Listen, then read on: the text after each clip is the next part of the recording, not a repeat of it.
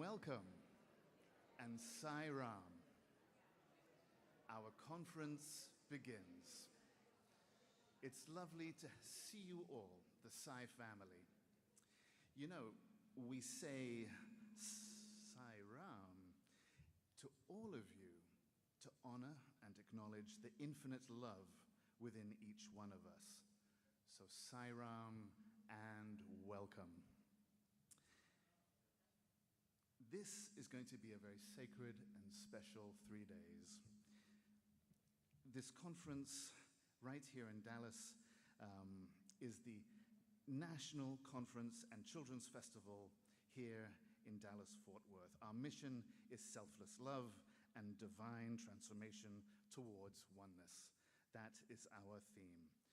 Our conference in this 100th year of Sri Sathya Sai Baba is to commemorate the significance of Sri Sathya Sai Baba's life and teachings and to honor his universal message and his organization's mission to serve all and uplift humanity towards its ultimate divine goal. Now, should any of you have any questions about this conference or need anything at all, you'll find a help desk just outside the front doors. If you have anything that you want to know about the wonderful programs and events we have coming up, or the ebook or the companion app that we have for our program, you can get all your questions answered there. So now, as we are gathered here today, as a nation, let us appreciate the 50 states that are served by the Sri Sathya Sai International Organization. I now invite Ms. Harsha Madhusudan and Mr. Rajit Unikrishnan to lead us through the flag ceremony.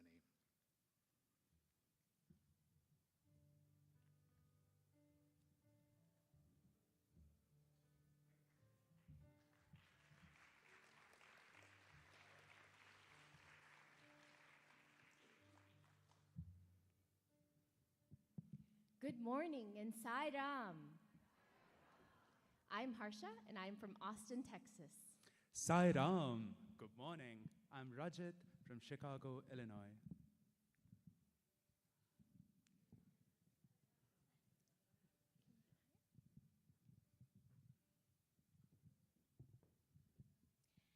Sri Sathya Sai Baba reminds us of the 5 core human values that are inherent in each one of us: truth, right conduct, peace, love, and nonviolence.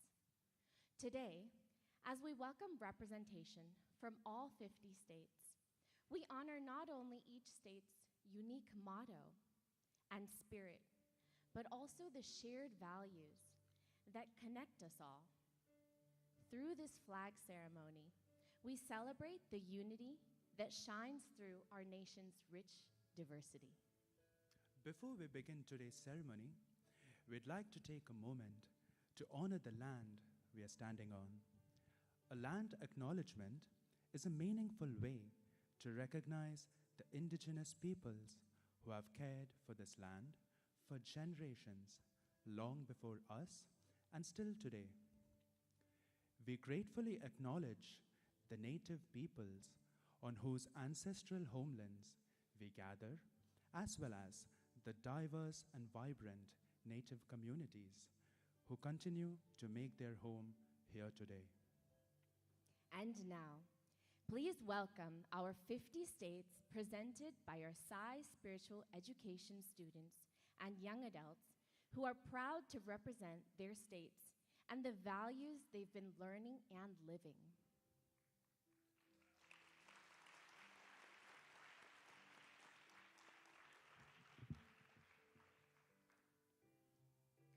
Alabama.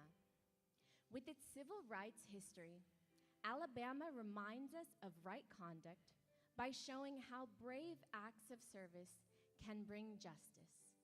Alaska. Alaska's majestic glaciers and northern lights point to peace, evoking awe, stillness, and divine wonder. Arizona. Home to the Grand Canyon, Arizona reminds us of the power of time and resilience, where nature's beauty reveals strength shaped through patience and endurance.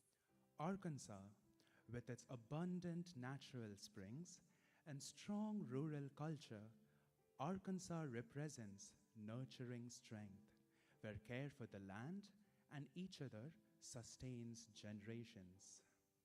California, a hub of innovation and diversity, California inspires the quest for truth and unity. Colorado, the Rocky Mountains remind us of endurance and perspective. Colorado inspires us to stay grounded and persevere even through life's steepest climbs.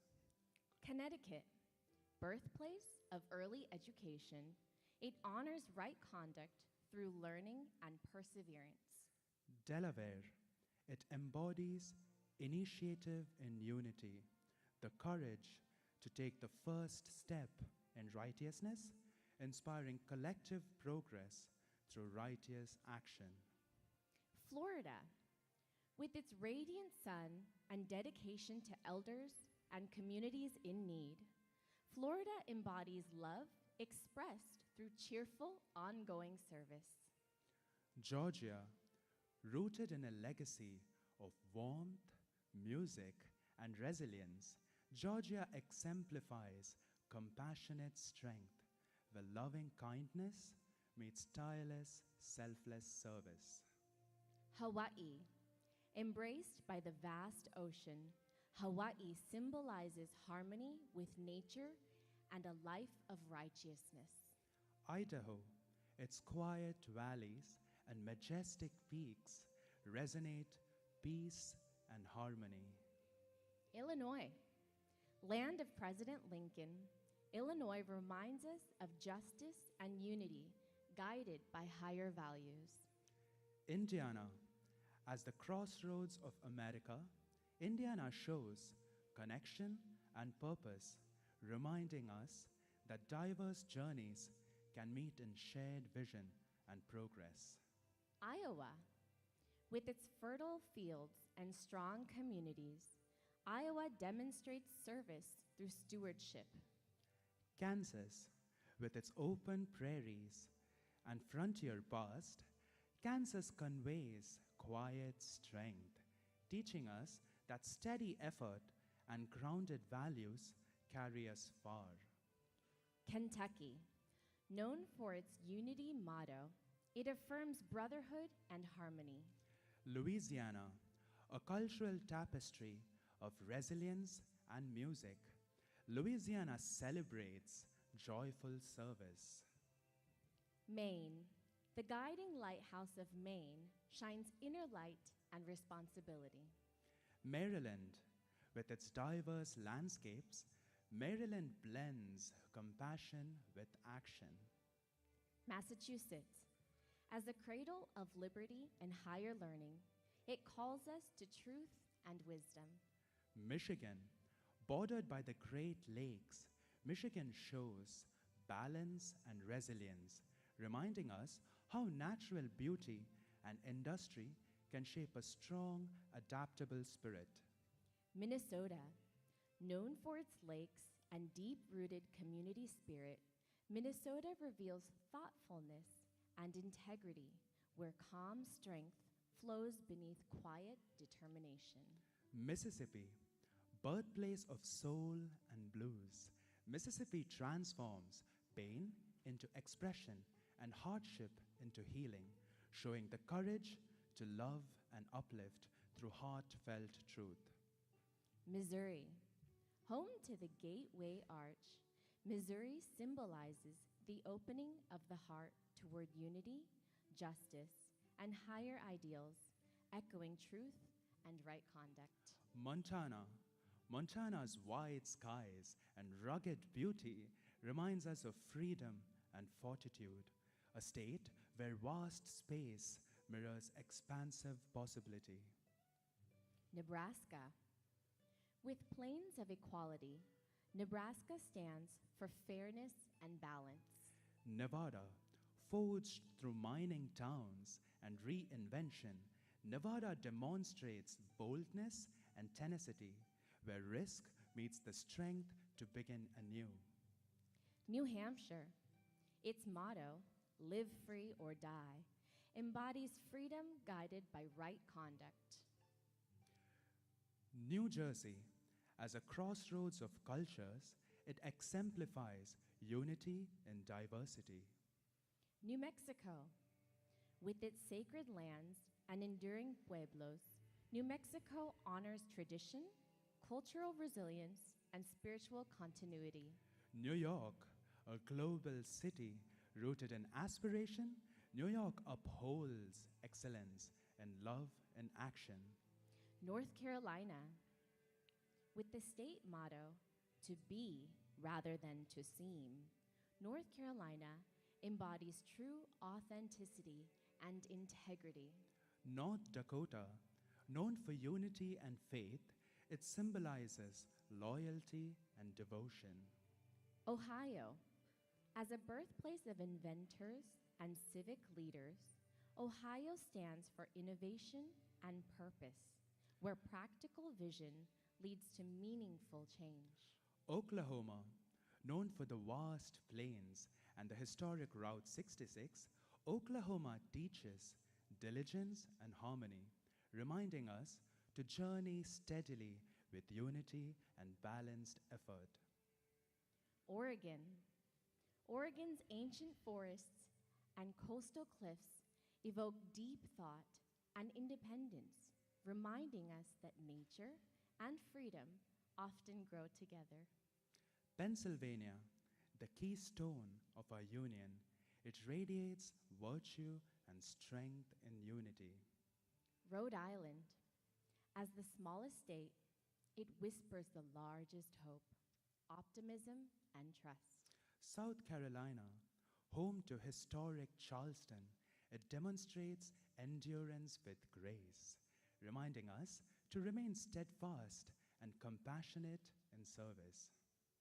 South Dakota, with the sacred Black Hills and rich indigenous heritage, South Dakota honors reverence and strength, reminding us to honor the land and the peoples who came before us. Tennessee, from the soulful rhythms of Nashville to heartfelt acts of service, Tennessee embodies joy through devotion and purposeful action. Texas, with its vast plains and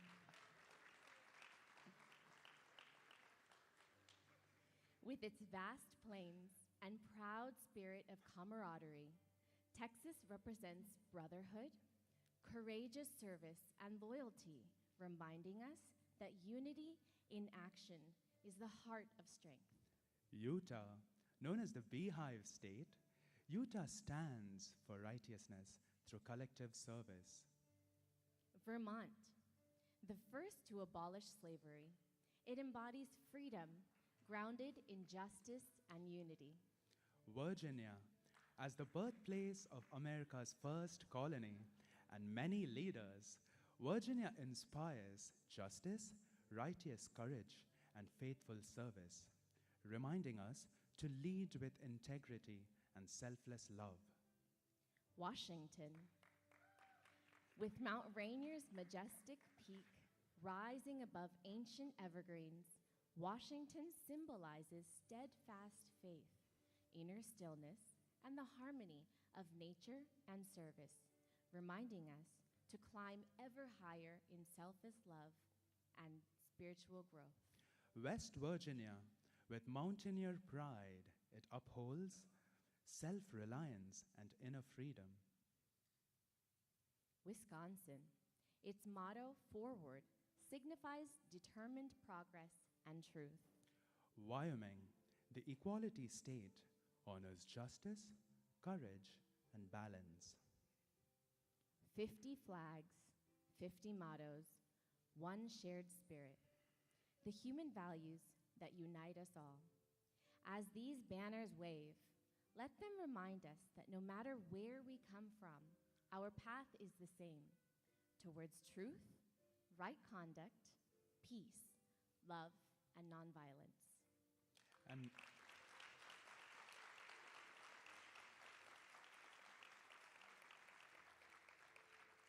And now, can everyone please rise for the national anthem?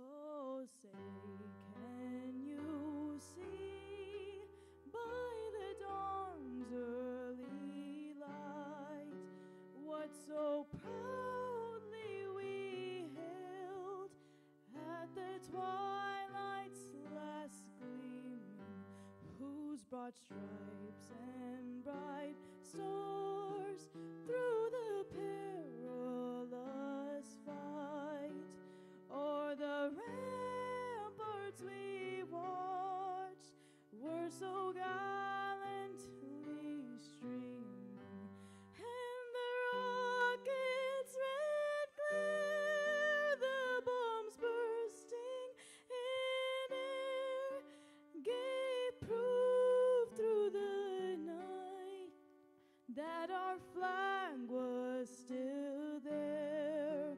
Oh, say does that star-spangled banner yet wave o'er the land of the free and the home of the brave?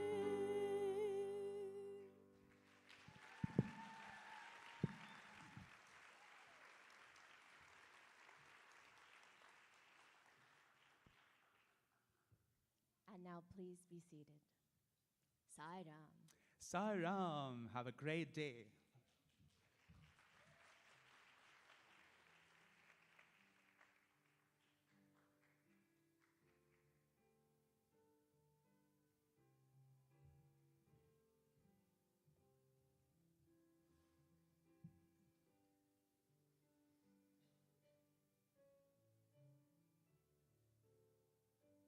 I'd like to thank our young adults for that amazing presentation.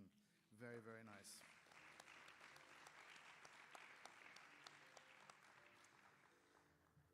We would now like to invite Dr. Narendranath Reddy, Chairman of the International Sri Sathya Sai Baba Organization, and Dr. Phil Goslin, Chairman of Zone 1, USA, Canada, and the West Indies, along with Dr. Suresh Govind, Doris Hampton, Krita Shirman, and Chitta Niranjan for the consecration ceremony and the lighting of the lamps.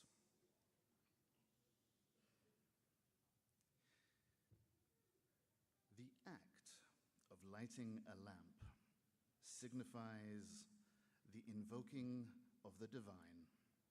This is why, on any auspicious occasion, the lighting of the lamp is the very first act.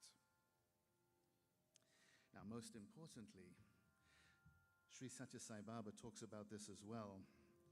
And Sai Baba says, I have come to light the lamp of love in your hearts, to see that it shines day by day with added luster.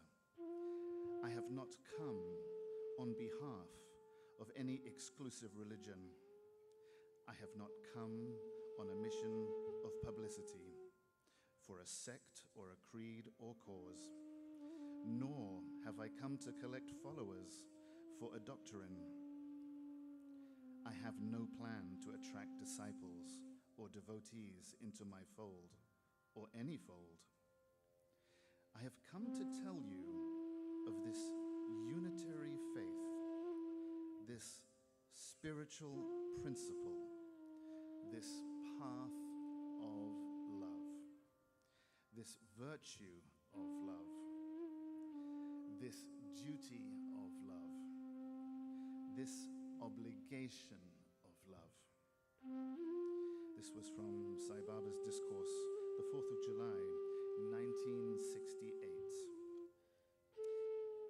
It is for a sacred purpose that we light the lamps, and we thank Dr. Reddy and our international Sai organization leaders for helping us with this auspicious beginning. We're just going to take a brief moment of silence to observe all those who have been affected with the floods, with just a moment of silent prayer.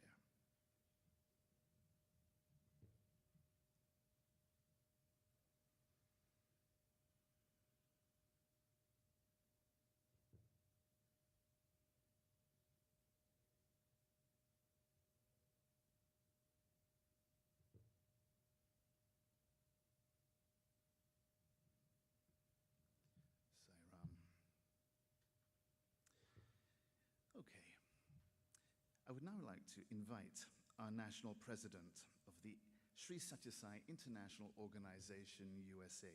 He is Mr. Harish Naidu for our welcome address. Harish first saw Sri Sathya Sai Baba back in 1968, and he was influenced by his parents' service activities as well as their own spiritual transformation. He's a graduate of the State University of Buffalo in New York in electrical and computer engineering. Most recently, he is the Chief Product and Technology Officer at Vicasa, the largest property management company in the country. Harish has had the opportunity to serve in the USA, Sri Sathya Sai Organization, as a Sai Center President, Regional YA Advisor, Regional President, multiple roles at the national level. He currently serves as the National President for the USA. Harish will be presenting our welcome address and conference overview. Let us please welcome Mr. Harish Naidu.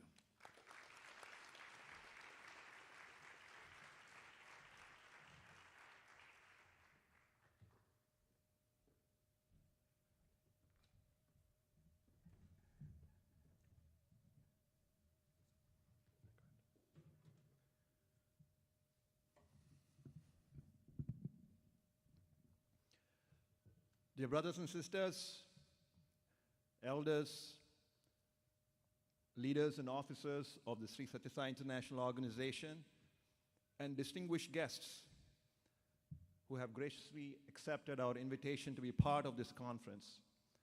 It is my great pleasure and honor to welcome you all on this warm day in Dallas to the first national conference and children's festival of the Sri Sathya Sai International Organization, USA. And this is being held in commemoration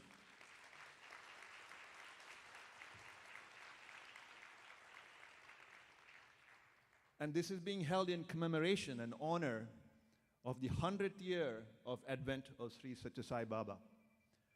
It is also my great privilege to say Sai Ram and recognize the highest unifying ideal, and that is the same infinite love flows in each and every one of us, unquestionably uniting us all.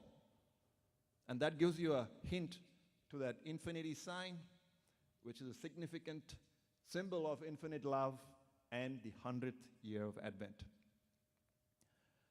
I also stand before you as a representative of the Sri Sathya Sai International Organization, USA, that was founded by Sri Sathya Sai Baba. He left his physical being on April 24th, 2011. At a very early age of 14, in October 1940, he publicly declared his mission to the world and his life's mission. And it is best stated in his own words: I have come to tell you of this unitary faith, this spiritual principle, this path of love, this virtue of love, this duty of love, this obligation of love. This conference is aptly themed a mission of selfless love.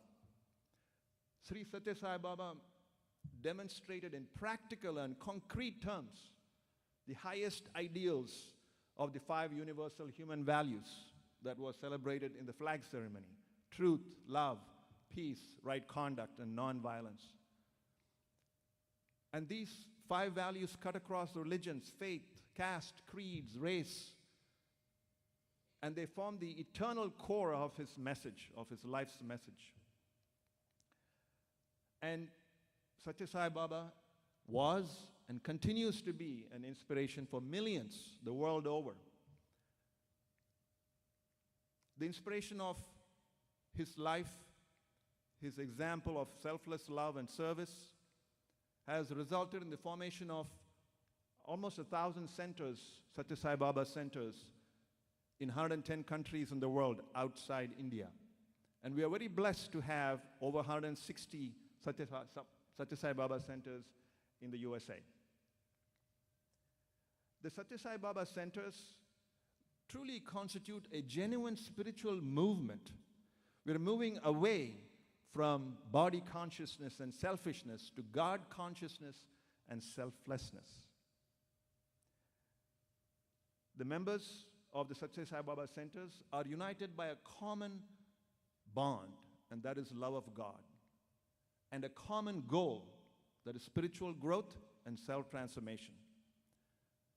The activities of the centers include group devotional singing, study of the teachings of Sathya Sai Baba and from various faiths, teachings of various faiths, human values-based education for children, meditation, and most importantly, selfless service to the community at large.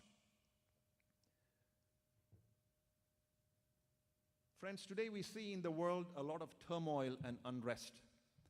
The fundamental reason for this is our inability as human beings to tap into the infinite source of love that lies within us.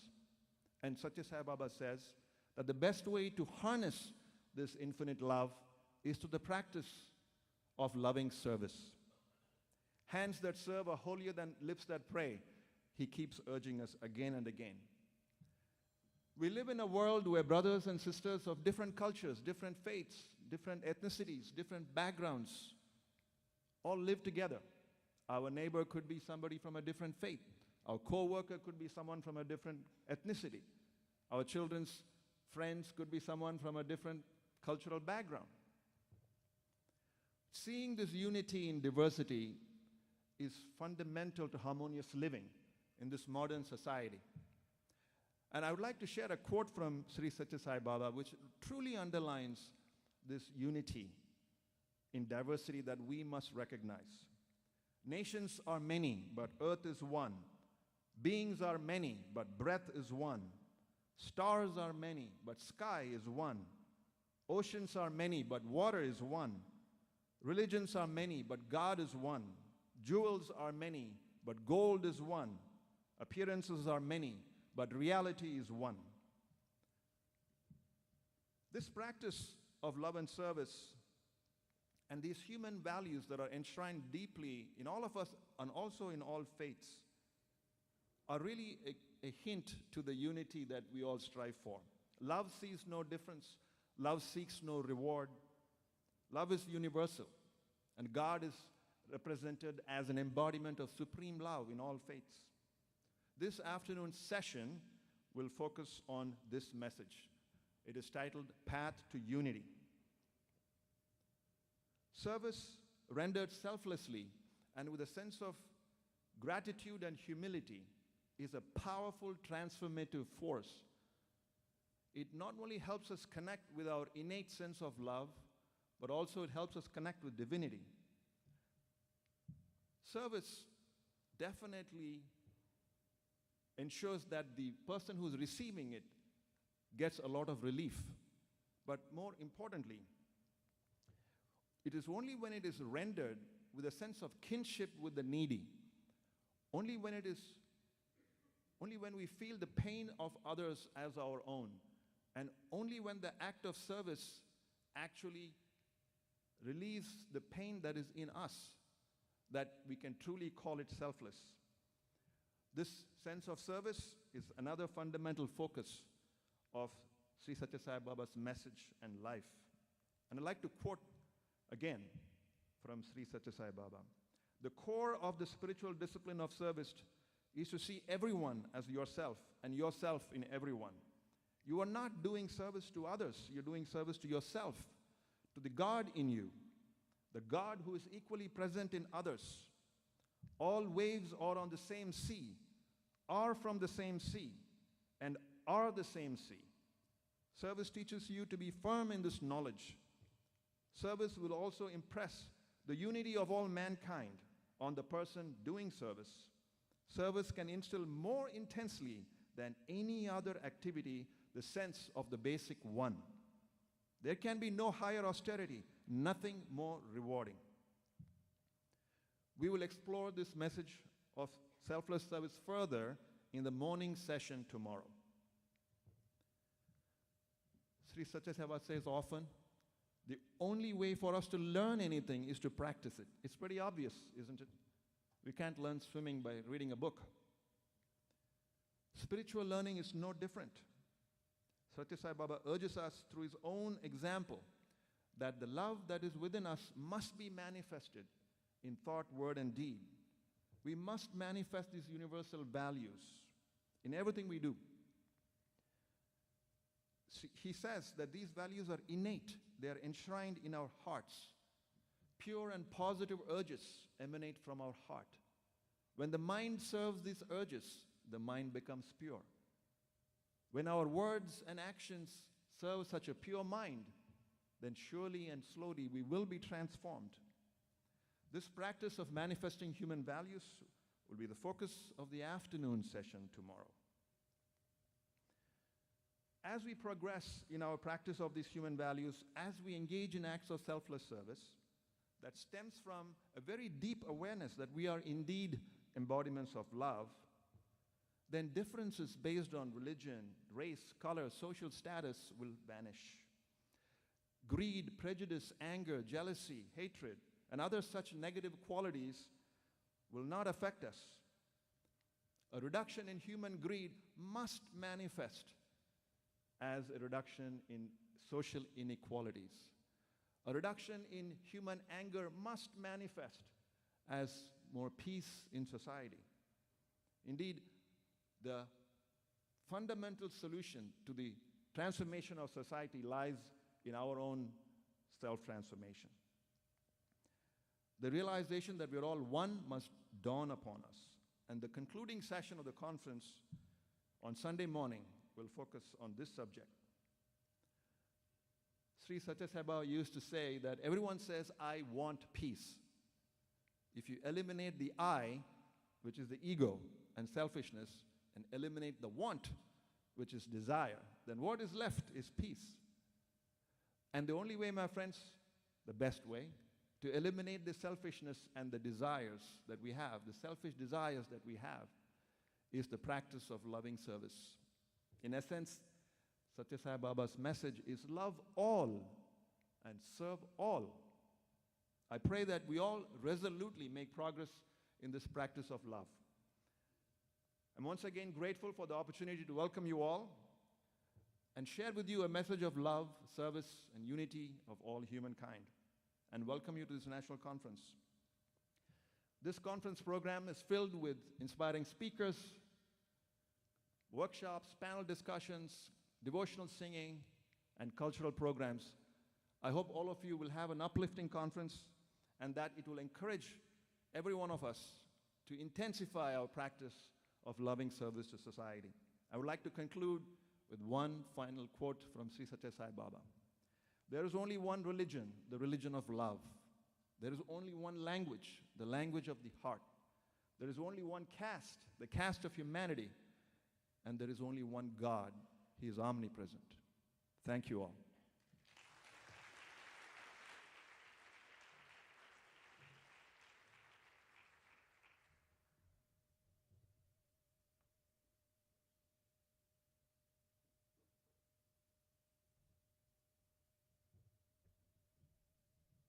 Thank you, Harish.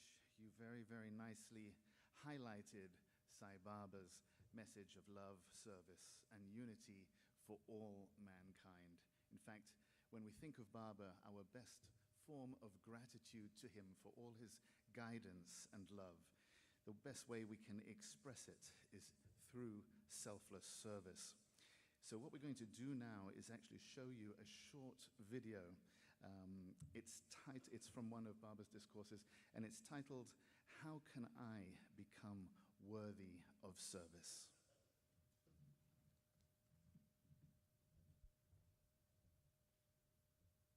కర్మతత్వాన్ని గుర్తించలేనటువంటి వ్యక్తులు ఇట్టి కర్మకాండ యందు ప్రవేశపడి స్వార్థరహితమైనటువంటి సేవలకు దూరమై పూర్తి స్వార్థము స్వప్రయోజనములందే తమ కాలమును అంకితం గావించడం చేతనే సేవ యొక్క విలువ సన్నగిల్లిపోయింది.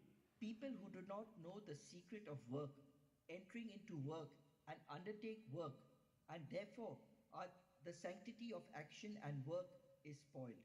కనుకనే సేవకు ప్రప్రథమంలో దానికి తగినటువంటి గుణములు మన యందు ఉన్నవా లేదా అనేటువంటి ఆత్మవిచారణ జరపాలి. It is in this context we must make a self-inquiry to find out whether we have all the requisite and qualifications to undertake service activity. దీనికి ప్రధానమైనటువంటి గుణములు దయ, వినయము, త్యాగము. The important qualifications which one should have for undertaking service activities are compassion, humility, and sacrifice. ఇట్టి గుణములు ఉండినటువంటి వ్యక్తి మాత్రమే సేవ యందు పాల్గొని స్వార్థరహితమైనటువంటి యొక్క సేవను సలిపి జగత్తుకు ఆదర్శవంతమైనటువంటి మార్గాన్ని అందించగలడు. Only those people who have these qualities and qualifications can undertake service activity and hold themselves and their action as an example for the world. అహంకారము చేత, ఆడంబరముల చేత, అభిమానము చేత ఇందులో ప్రవేశించినటువంటి వ్యక్తి ఏమాత్రము కూడాను సేవను చేయలేడు. A person who is given to egoistic feelings and ostentatious behavior and attachment cannot undertake service activity and perform it well. అహంకారము చేత మానవత్వాన్ని విస్మరిస్తాడు మానవుడు. Man gives up his human nature itself on account of egoism. అభిమానము చేత పశుత్వాన్ని పొందుతాడు. On account of attachment, he develops animal feelings and animal qualities in him. ఆడంబరము చేత కేవలము ఒక విధమైనటువంటి కృత్రిమమైనటువంటి ఒక జీవితంగా గడుపుతాడు. On account of showy nature and ostentatious behavior, he becomes artificial in his actions. కనుక ఆడంబరం ఉండినంత కాలము, అహంకారంలో మానవుని యందు చేరినంత కాలం కూడాను వీనికి ఆత్మవిశ్వాసము లభించదు. So long as a person has this ostentatious behavior and ego self, he can never develop self-confidence in him. ఆత్మవిశ్వాసము లేనిటువంటి వానికి అన్నియు సందేహములే. For a person who does not have self-confidence, every step he is faced with a doubt. ఇలాంటి సంశయములు కలిగినటువంటి వాడు తనను తానే నమ్మలేడు. A person who is given to such doubts can never have faith in himself. తనను తాను నమ్మనటువంటి వ్యక్తి ఇతరులు ఏ రీతిగా నమ్మగలడు? A person who does not believe himself, how can he have trust in others? తనను నమ్మక ఇతరులు నమ్మలేనటువంటి వ్యక్తి ఈ సమాజంలో సేవను ఏ రీతిగా సాగించగలడు? A person who has neither faith in himself nor trust in others, how can he undertake service activity? కనుక మొట్టమొదట సేవలో పాల్గొనుటకు ఉత్సాహపడేటువంటి వ్యక్తులు అహంకారాన్ని నిర్మూలన చేయాలి. Therefore, in the very first instance, this egoism must be destroyed by people who want to undertake service. ఆడంబరమైనటువంటి వృత్తులకు సమాధి కట్టాలి. Therefore, they should put an end to this ostentatious behavior and show. అభిమానాన్ని ఆవల నెట్టాలి. They should remove attachment. సేవలో అహంకారం పోవటమే దీని యొక్క ప్రథమ కర్తవ్యం.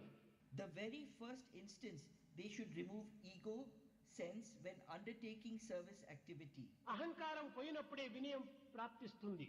Only when one gives up egotism, one can develop humility. వినయవంతుడే సమాజ సేవలో పాల్గొనుటకు అధికారి అవుతాడు. Only a person who has humility has the authority to undertake social work. కనుకనే ప్రతి మానవుని యందు ఉండినటువంటి యొక్క దివ్య శక్తి ఏకత్వమైనటువంటి అని భావించి ఏకాత్మ భావాన్ని అభివృద్ధి పరచుకోవాలి. One has to recognize the fact in every human being the same divinity is existing, and with that unifying sense, he can undertake action. ఏకాత్మ భావన లేనంత వరకు కూడాను మానవుడు ఈ సేవకు అధికారి కాలేడు. So long as he doesn't recognize the same underlying existing divinity in everyone, he will never be able to have the authority to understand. సేవకుడు కాక నాయకుడు కాలేడు. Without becoming a servant, he can never become a good leader. ఈనాడు సేవా విధానమును గుర్తించలేనటువంటి వ్యక్తులే నాయకులు కావటం చేతనే లోకం ఈ విధమైనటువంటి అల్లకల్లోలములకు ఆలవాలమైంది. Today, the world has become in such a chaotic position because people who do not know how to serve others have become leaders. ప్రాచీన కాలము నుండి పవిత్రమైన భారతదేశము అనేక విధములైనటువంటి త్యాగమునకు, యోగమునకు, కర్మలయందుకు అనేక త్యాగమును కలిపి తమ యొక్క నిస్వార్థమైనటువంటి యొక్క జీవితాన్ని గడిపినటువంటి వ్యక్తులు కోటాను కోట్లగలరు. From times immemorial, you have got in Bharat millions of people who have undertaken work, sacrificing everything and serving the people. కానీ దినదినమునకు ఇట్టి త్యాగతత్వం అనేటువంటిది సన్నగిల్లిపోతున్నది. But gradually and day after day, that kind of sacrificing nature and sense is dwindling. సేవా తత్పరులు అనేటువంటి వారు కరువైపోయారు. People who know how to serve have become rare. సేవ అనేటువంటి పేరుతో తమకు తాము మోసం చేసుకుంటున్నారు. In the name of service to others, they are deceiving themselves. సేవ అనేటువంటి పదము రెండు అక్షరములు అయినప్పటికీ అందులో మహత్తరమైనటువంటి, అఖండమైనటువంటి, అనంతమైనటువంటి అర్థం కూడి ఉంటున్నది. The word service consists of two syllables, se and wa, but it is pregnant with meaning.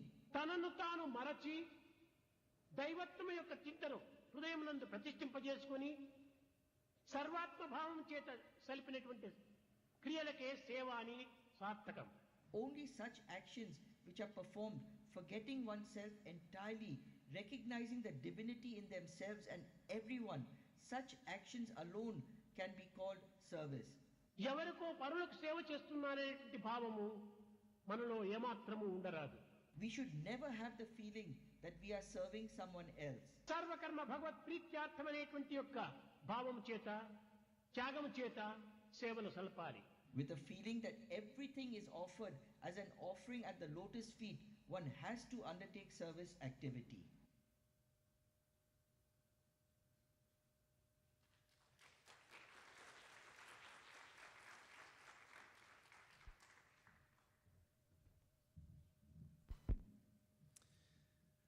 So Sai Baba so lovingly outlines for us what are the prerequisites needed for successfully serving mankind. And he explains that it's really with compassion, humility, and self-sacrifice and being free of our egos that we can best engage in selfless service and be examples for all of humanity. And when we think of someone who is a great example for all of us, leads us to the person that will be delivering our keynote address today. He is Dr. Narendranath Reddy. He graduated with honors in medicine from SV Medical College in Tirupati, India. He's been an endocrinologist in Southern California for over 40 years. Dr. Reddy was awarded the Physicians Recognition Award by the American Medical Association. Dr. Reddy is a diplomat of the American Board of Internal Medicine, and he has served on the teaching faculty at the Keck School of Medicine, UCLA in Southern California. 4 generations of Dr. Reddy's family have been devoted followers of Sri Sathya Sai Baba, with Dr. Reddy himself having come to Sai Baba at the age of 5. Dr. Reddy and his family have been hosting a Sri Sathya Sai Center in their home for over 40 years. Dr. Reddy serves as the chairman of the Sri Sathya Sai International Organization, which has a vast volunteer network in over 110 countries. And he's been serving in the divine mission for nearly 4 decades in various capacities. He's actively involved in service activities at the community, national, and international levels and has received many accolades. Let us please welcome Dr. Narendranath Reddy.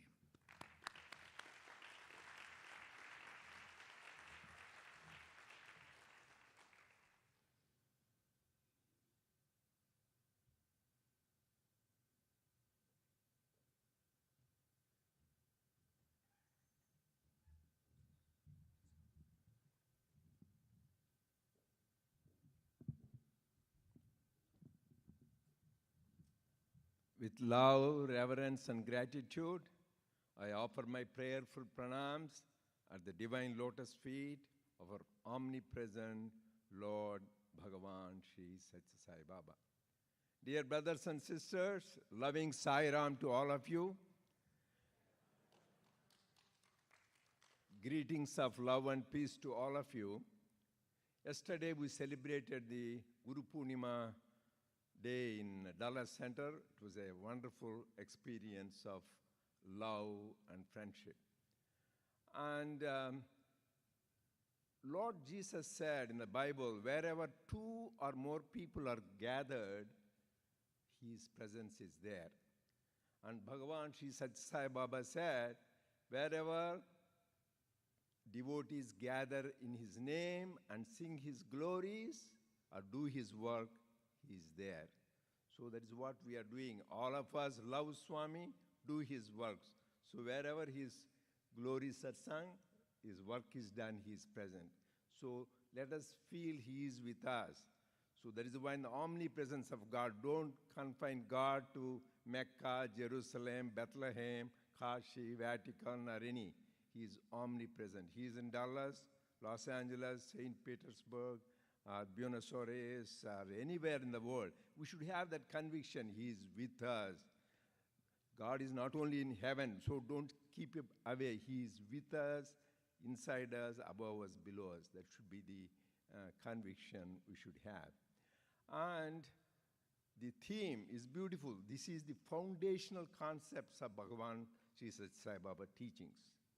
His teachings are essence of all scriptures, and of them, these three things, the love, service, and unity.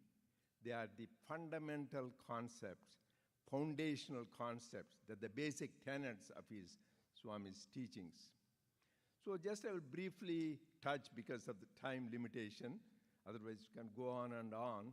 So touching about the love is the greatest power anybody can have. And it has answer for everything. Swami says, any challenges, don't complain. If you have love, you can conquer anything in the world. Greatest power one can have. So we all need to say we should have that love. What did Jesus say? The greatest commandment is, love thy God with all thy heart, soul, mind, and strength, and love thy neighbor as thyself.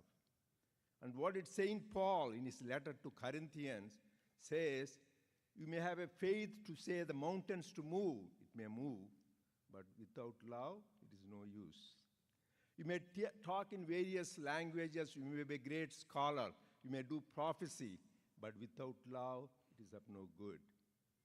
And you may give everything in charity, whatever you have, everything, but if you have no love, it is of no use. Faith, love, hope are great, but of all, the greatest is love. And what does our love, Swami say? Love, God is love is God, live in love. He says, start the day with love, fill the day with love, spend the day with love, end the day with love, and this is the way to God. And he says the best way to love God is by loving all and serving all. In fact, his life is his message. His life, his teachings, his works, all can be enshrined in one word, love. Love is the answer. Then what is this love we talk about? It's very casually used, love.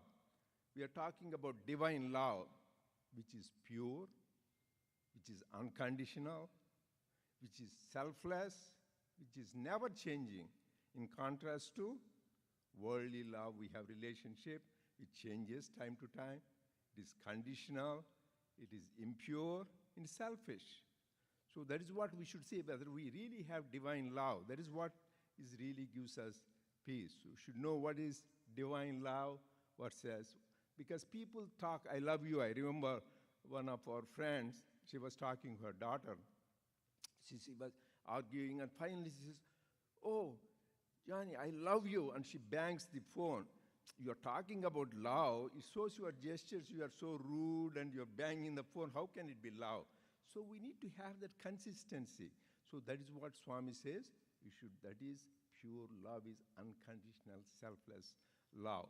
Then how do you nurture this love? How do you nurture this divine love? Two of the important things the Master said. One is, don't find faults in others. That's the basic problem. It is an obstacle to nurture the love. Don't find faults in others. What did Jesus say? Don't try to look in the speck in somebody's eye when you have beam in your own eye. And our Baba says very more easily understood, when you show a finger to somebody, you are showing 3 fingers at yourself. So there are more faults in you. So try to not find faults in others, but find your own faults and change yourself. And second thing is, to nurture the divine love, we should practice the omnipresence of God. Think God is with us all the time. When you feel He is with us, He is watching us, we will never take a false step. We will always do what pleases God, what is right. So second thing is to present the omnipresence of God. Then how do you manifest this divine love in life? Right? So Lord Buddha said, they call Brahma Viharas. Lord Krishna said in chapter 12 how a lover of God behaves. And Swami said beautifully, there are 4 things. In life, we all come across only 4 kinds of people. Some people who are like us, they are friends. We have friendship with them. That is called Maitri. But there are some people in life we come across who are less fortunate than us. They may not have food, they may not have water, they may not have good health or education. You should have karuna, compassion for them. Less fortunate one, show compassion by helping them. But there are people who are more fortunate than us. They are more intelligent, they are wealthier, more powerful. Then you should have mudita. What happened? You should be happy for them instead of being jealous. A lot of people, when somebody is more fortunate, you feel jealous. Instead of that, you should have mudita, happiness. See their happiness as your own. And 4th kind of people we come across. Who are those? Who give trouble to us, give challenges to us, make us suffer. So what should we do?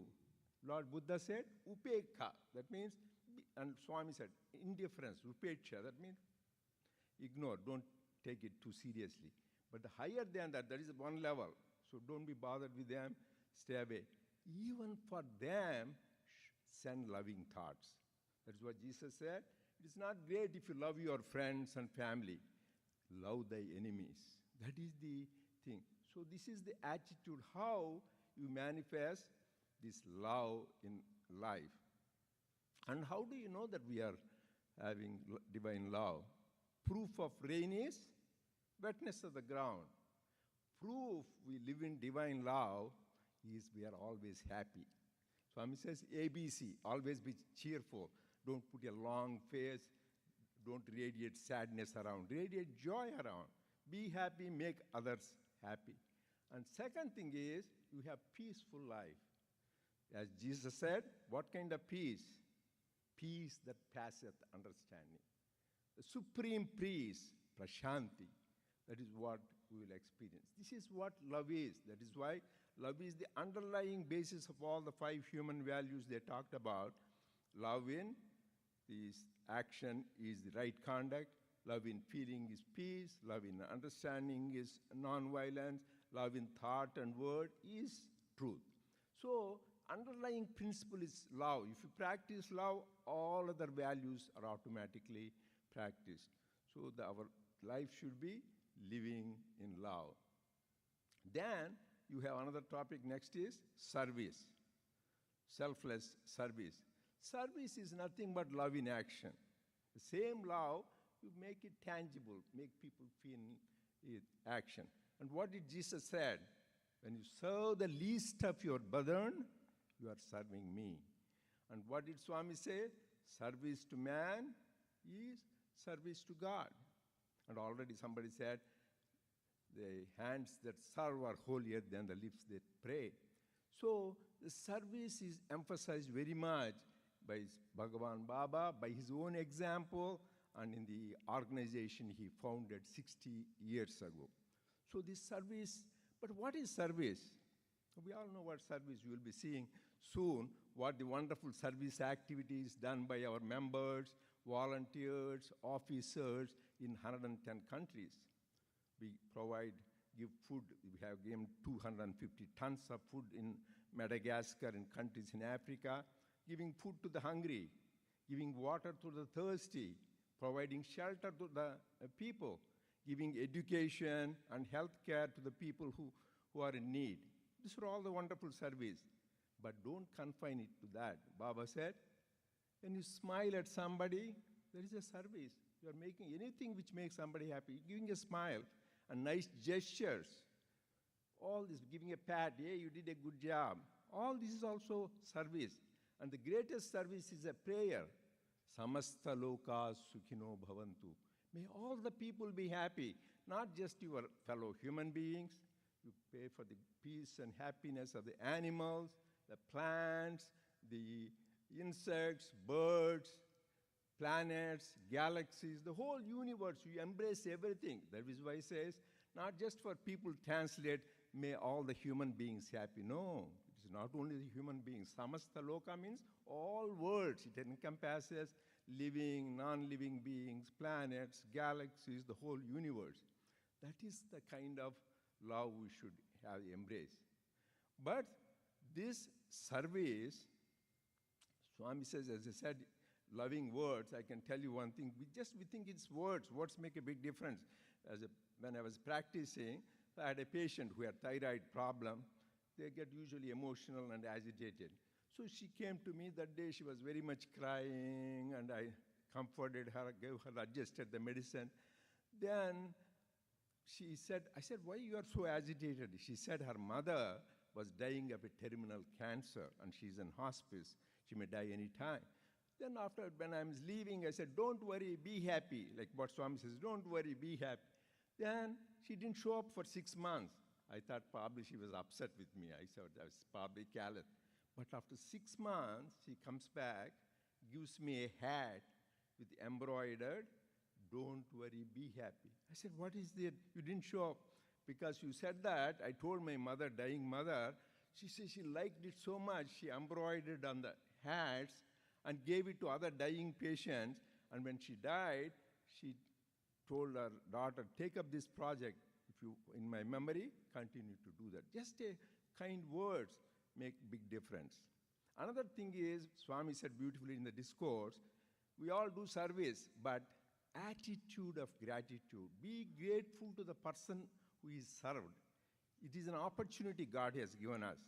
We should have the feeling, as Jesus said, when you serve the least of brethren, you are serving me. We should have the attitude you are serving God. That is why it is called Narayana Seva, Baba said. You are serving God. We should have that feeling. We are not serving somebody else. We are serving God himself. We need to do that with that humility. And third thing is you should have sacrifice. When we do service, involves sacrifice. When Jesus saw in the temple, there was an old woman putting 2 pennies. That means a copper.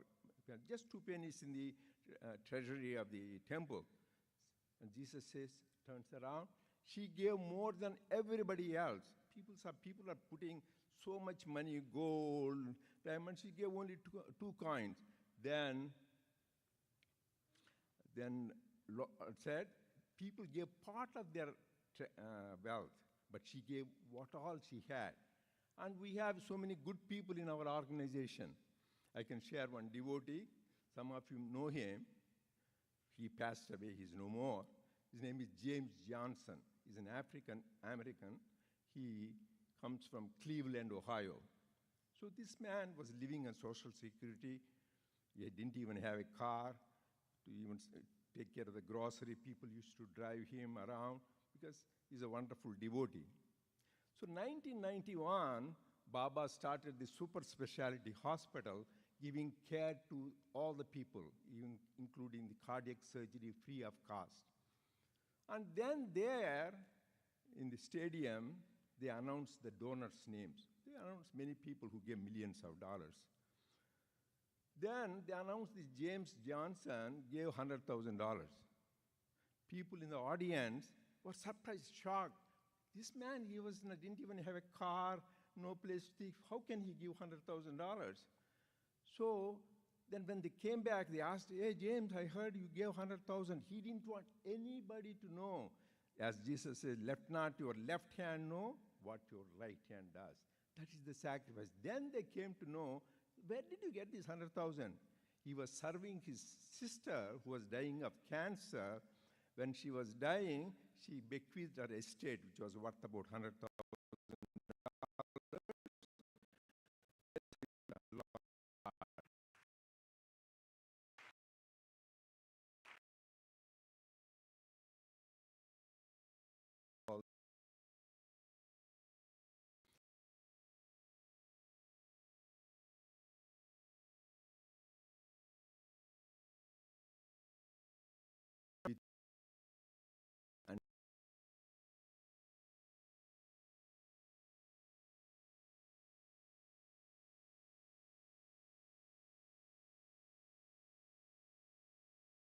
Purifies you.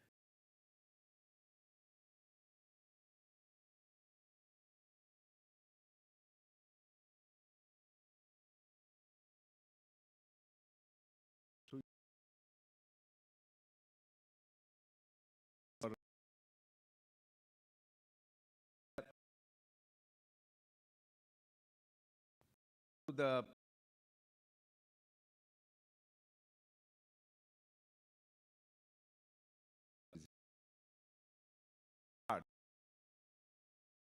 it is our delusion to think there is something other than God exists. Be convinced. Swami says there's only one thing exists. Every cell, every atom, every moment of the whole thing is life is permeated by God and God alone. Sarvam Kalvidam Brahma. That is what Vedanta says. That kind of experience comes. You will see only, Swami says, dual mind is half blind. Whenever you think two, you are still blind. The one, we should see that oneness, that unity. But that unity starts with us. Unity at the individual level, at the family level, at the society, and at the universe level. First, we need to practice among the people we think we want unity. First, practice unity at the individual level. What is unity? Here, they call in Sanskrit Trikarana Shuddhi. That means thought, word, and deed. We should have harmony. Think good, speak good, do good. Swami says, think good, think no evil. Speak good, speak no evil. Do good, do no evil. This is the way to God. It's not a very complicated. You don't need to know all the scriptures and mantras, but simple things. So this is the harmony of thought, word, and deed.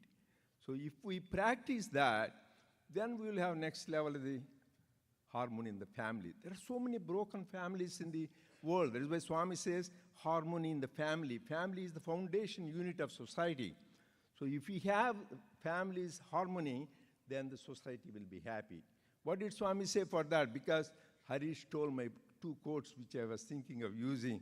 There is only, so anyway, come back to that. So anyway, he said nations are many, earth is one. So there's also what Swami started. But he forgot one thing. States are many, nation is one. We have 50 states. So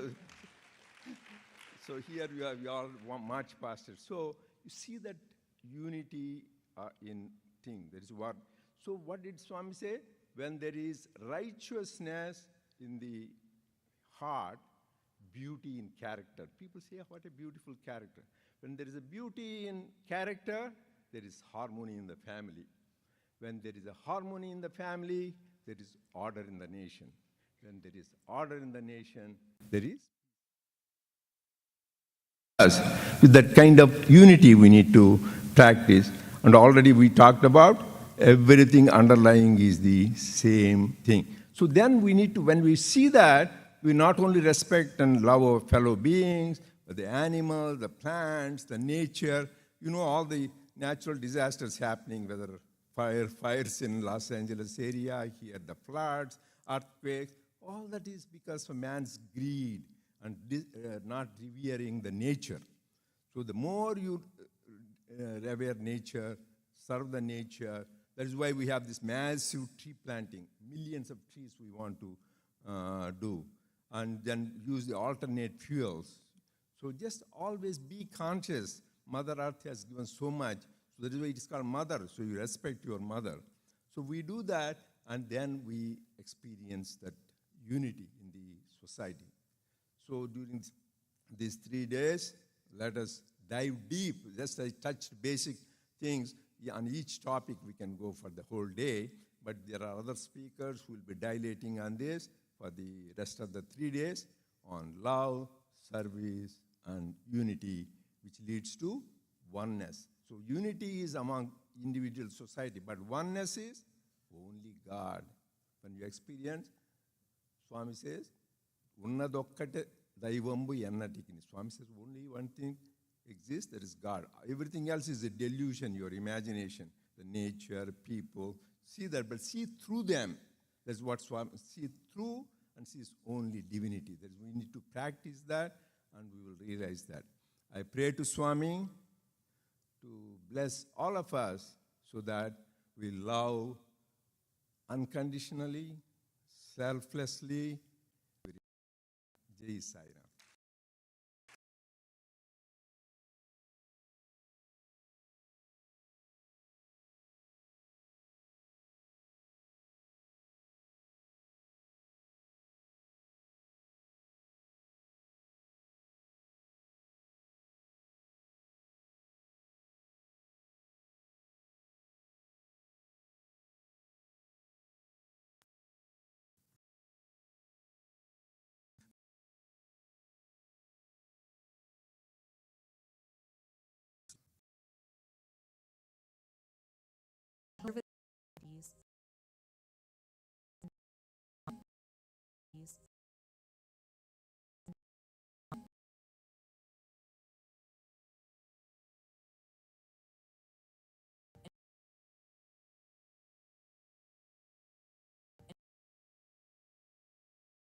and disaster relief.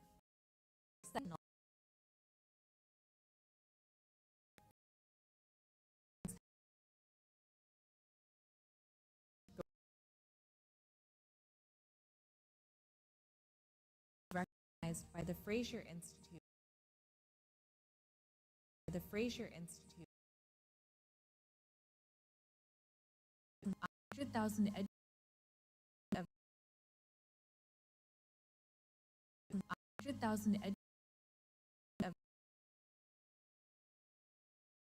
performance and its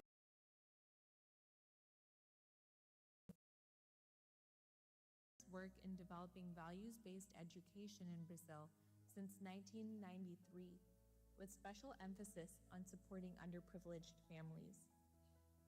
The SSSIO hosts medical camps and clinics where healthcare is provided free of charge with love and compassion to people in need.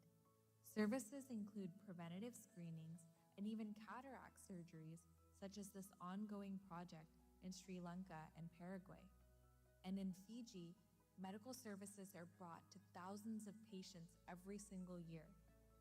In 2024 alone, the SSSIO conducted medical camps across Uganda, Kenya, and Tanzania, where more than 5,500 patients were seen over a span of 10 days.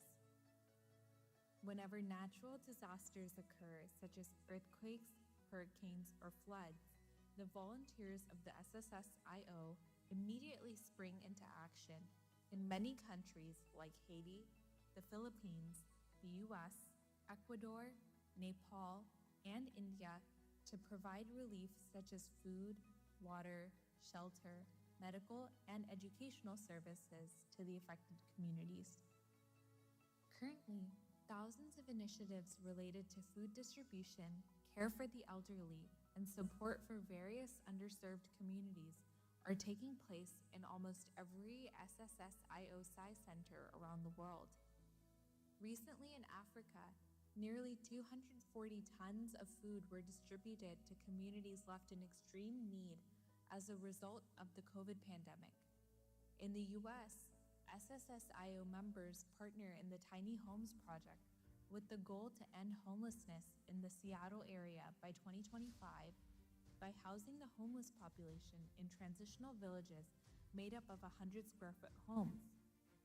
In Sri Lanka, various village adoption programs have brought clean water, electricity, and sanitary facilities, in addition to nearly over 1,000 houses to several underprivileged communities.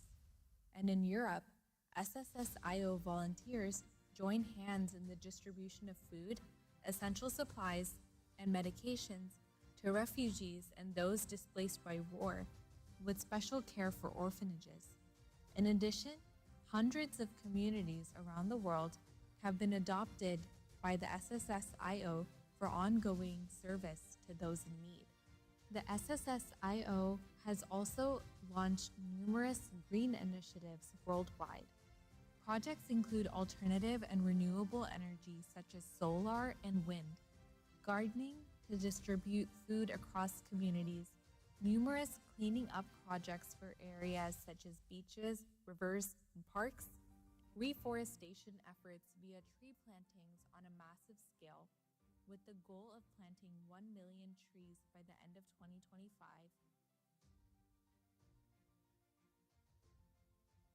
Indeed, the profound impact of the mission and legacy established by Sri Sathya Sai Baba and continued by the SSSIO is reaching and transforming millions of lives every day worldwide. The Sri Sathya Sai International Organization is grateful to him for his inspiration, example, and the opportunities to practice his teachings of selfless love and service to all.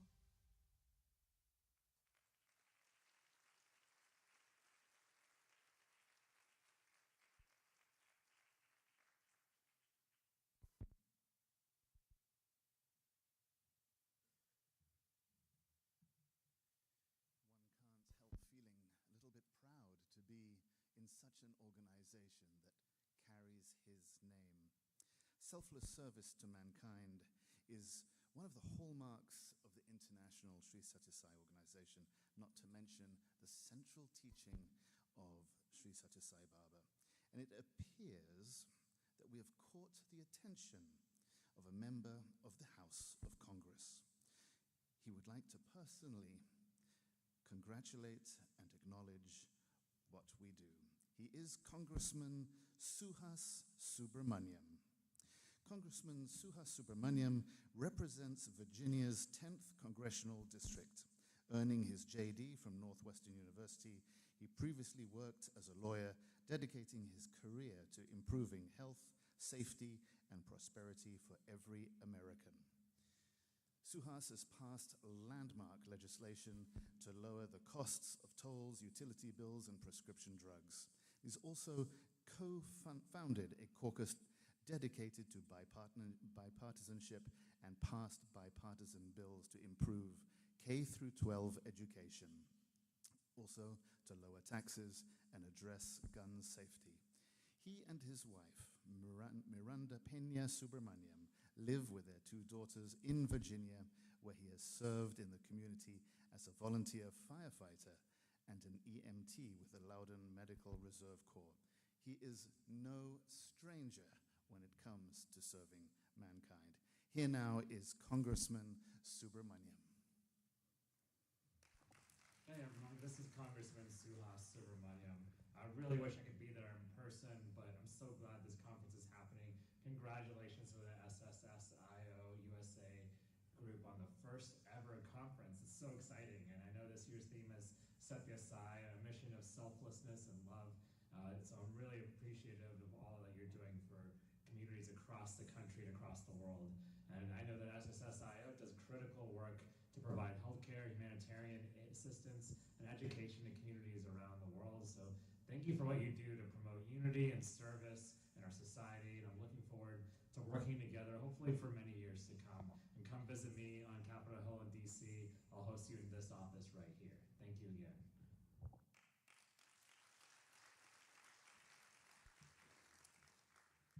So you heard it. We got an invitation. Maybe if we all swing by for a cup of tea, you might be surprised. Might be an issue with seating, but we're good at sitting on the floor. We don't mind. Okay. Now, here in our community, we have a very active Sai Center that's involved in a lot of different service activities within many of the surrounding communities in Dallas. So it makes sense that our next speaker would be Councilman Mark Cronenwet. Councilman Mark Cronenwet, it is my great privilege to introduce you today. He was elected to the Irving City Council in June 2023 and represents District 5. Mark was born and raised in Michigan and attended University of Dallas and the Catholic University of America Law School. He is a financial services, business, and real estate litigator as well. He also served his community with great energy as a YMCA coach. Councilman Cronenwet serves the Community Services Committee and Transportation and Natural Resources Committee. He's also the council liaison for the Dallas County Utility Reclamation District and the Irving Flood Control District. Mark and his wife Susanna have 7 children, and they love their neighborhood and their neighbors. Let us please welcome Councilman Mark Cronenwet.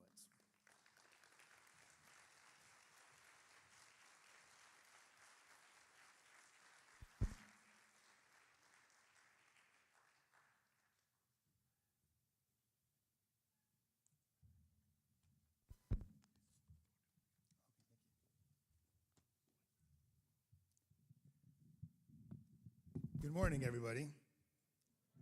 Sorry, that was a little loud for y'all. I thank you all for being here, and it's a real honor to be here to hear this message of love that your organization is bringing, and for that to be brought actually here to the North Texas area. It really makes my heart proud to be a part of this and to see the growth of this organization and the influence that you're having here and around the world. As indicated, I'm a member of the Irving City Council.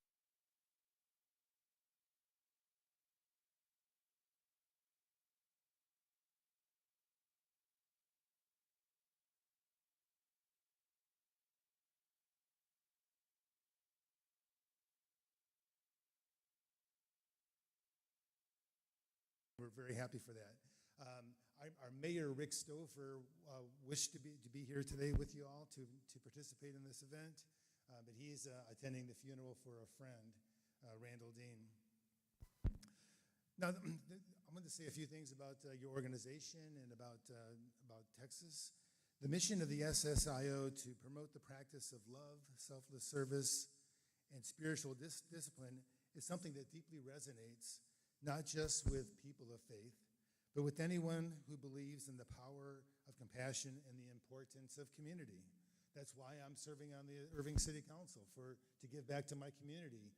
I serve as the pro bono counsel for the White Rose Women's Center. It's a crisis pregnancy center to assist women that are in financial need and having other troubles, to help them with their babies and to help give them the sustenance that they need financially and spiritually and also healthcare-wise, to help them through those difficult times. And hearing the message that's being taught by your organization, that it has to be done in the interest of love for our fellow man and not for our own personal gain. That's when we actually bridge unity amongst everybody. Kind of going off topic a little bit, but we just had Irving City Council meetings yesterday, and there was a lot of fighting. And I was like, we could all benefit from loving and from love and compassion with each other, to see our common interests, recognize that we really are trying to achieve the betterment for the community, and we don't need to actually get hostile with each other all the time. But your organization reminds us as public servants, community leaders, and neighbors that love, service, truth, peace, and nonviolence are not religious values or political values. They are human values.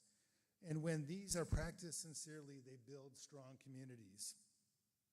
Irving is a city that knows the value of diversity. In fact, we are one of the most ethnically and culturally diverse cities in the nation. Our 75038 in Irving is reputed to be the most diverse zip code in the whole country, and we are very, very proud of that. And I think it is the love of our community that makes everybody recognize that we are welcoming all faiths from around the country can come to Irving, and people, it's a very entrepreneurial place. People can come there and you can do business, you can find jobs, and no one's going to be prejudiced. It's an opportunity to come and grow, serve your community, and grow as a family, and grow yourself as a person. So we are very proud of that in Irving. We are home to more than 250,000 people from across the globe, speaking over 80 languages, practicing many faiths, and bringing with them rich traditions. What makes Irving strong is not that we are the same, but that we are united in our shared respect for one another, our love for one another. As a councilman, I'm especially grateful for the emphasis your organization places on selfless service. We need more of that in the world. No service for recognition, not service for recognition, not service for reward, but service as an expression of love. And we have charitable organizations in the city that I'm very proud of, that I think exemplify what your organization tries to accomplish. We have Keep Irving Beautiful. I'm doing a little bit of research about your group before today. I see that saving the nature, Earth, and the environment is one of your core principles. And so we do that with our Keep Irving Beautiful. The homeless, we have homeless in Irving. It's something that we are always working to try to help. And we have organizations that provide those services too, Many Helping Hands, Level Pathways, and others, Catholic Charities, Salvation Army. For education, we have our Friends of the Library. We have the Irving Schools Foundation, which raises money. We have a lower economic community in Irving. People work very hard to go through the schools, but they lack the financial resources a lot of times to go to college. We also have a very wealthy part of our community as well, and corporations.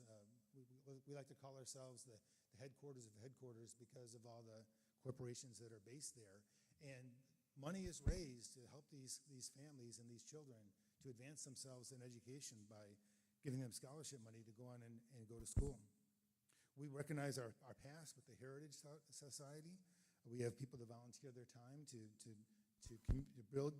educate people about the history of Irving so that they can understand our past and then look to the future.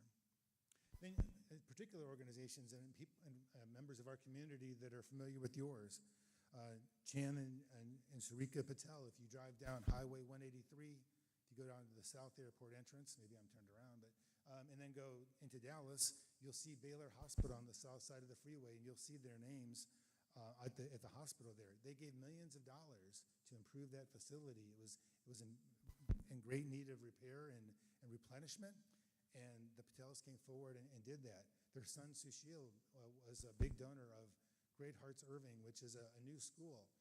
I know one of your main principles is education, and providing more educational opportunities for the people in Irving. So we have had a chance to see the influence that your organization brings directly in our city itself. So whether it's organizing food drives, disaster relief, medical camps, educational programs, or youth leadership development, your members put values into action. And when values are put into action, they create ripples of change in every community they touch. And we in Irving are touched by your organization. In Irving, we've seen the power of volunteerism to address challenges, lift spirits, and heal wounds. And it's encouraging to know that organizations like SSSIO are committed to building a better society. I'm also inspired by the strong focus that SSSIO places on youth, seeing the flag ceremony and all the young men and women out there, showing the representation of all the states throughout our country. Again, a sign of unity, one nation, many states. But all the children were together and came together in joy. You can see the smiles on their faces. They were glad to be here and demonstrate that to everybody. So that is the energy, idealism, and creativity of young people are among our greatest resources, and we need to encourage that. And your inclusion of the youth in this program is very inspiring to me. You are planting seeds of character and compassion in the next generation so that tomorrow's leaders will not only be successful, but good. Here in Irving, we believe in nurturing that same spirit of civic engagement and moral leadership among our youth. My primary goal as a councilman to make my city an ideal place to live and raise a family. If there is anything I can do to help foster SSIO youth programs in the city, please come to me. I would love to be of assistance. We need it.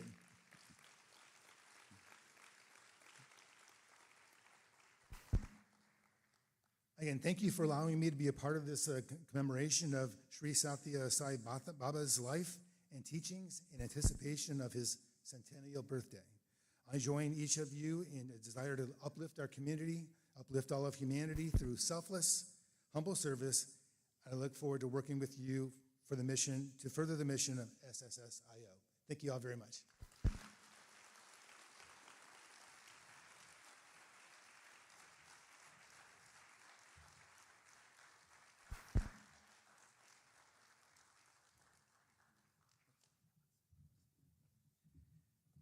We would like to thank the Councilman so profoundly and hope we can partner with him on future projects coming up.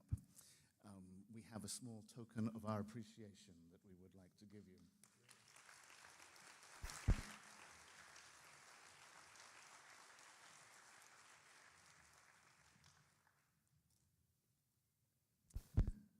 Okay, that was absolutely fantastic. I think you spoke so nicely about Irving, I might sell my house in California and move here. It was delightful. You know, here in Dallas, there is another very inspiring service organization, and we find it inspiring because us in the Sai community, we value serving others because it's a part of our spiritual practice. This organization is the Visiting Nurses Association, and they serve so many, and we are very grateful to the VNA for the opportunity to serve alongside them and to be part of their inspiring mission. Their mission is to care for the most vulnerable in our community. And so here with us is Miss Catherine Kraus. She is the President and Chief Executive Officer of the VNA. It's a large non-profit agency located in North Texas that houses Meals on Wheels, hospice, and palliative care. Catherine has lived in the Dallas community for over 25 years and has a powerful and ongoing commitment to give back to the community through her very progressive and diversified roles as an executive healthcare person with positions in Eli Lilly and Company, the American Heart Association, and Tenet Healthcare. She is a current member of the Dallas Summit and the Charter 100. She lives with her husband, Warren, and has identical twin girls, Alana and Zoe. Let us welcome Miss Catherine Kraus.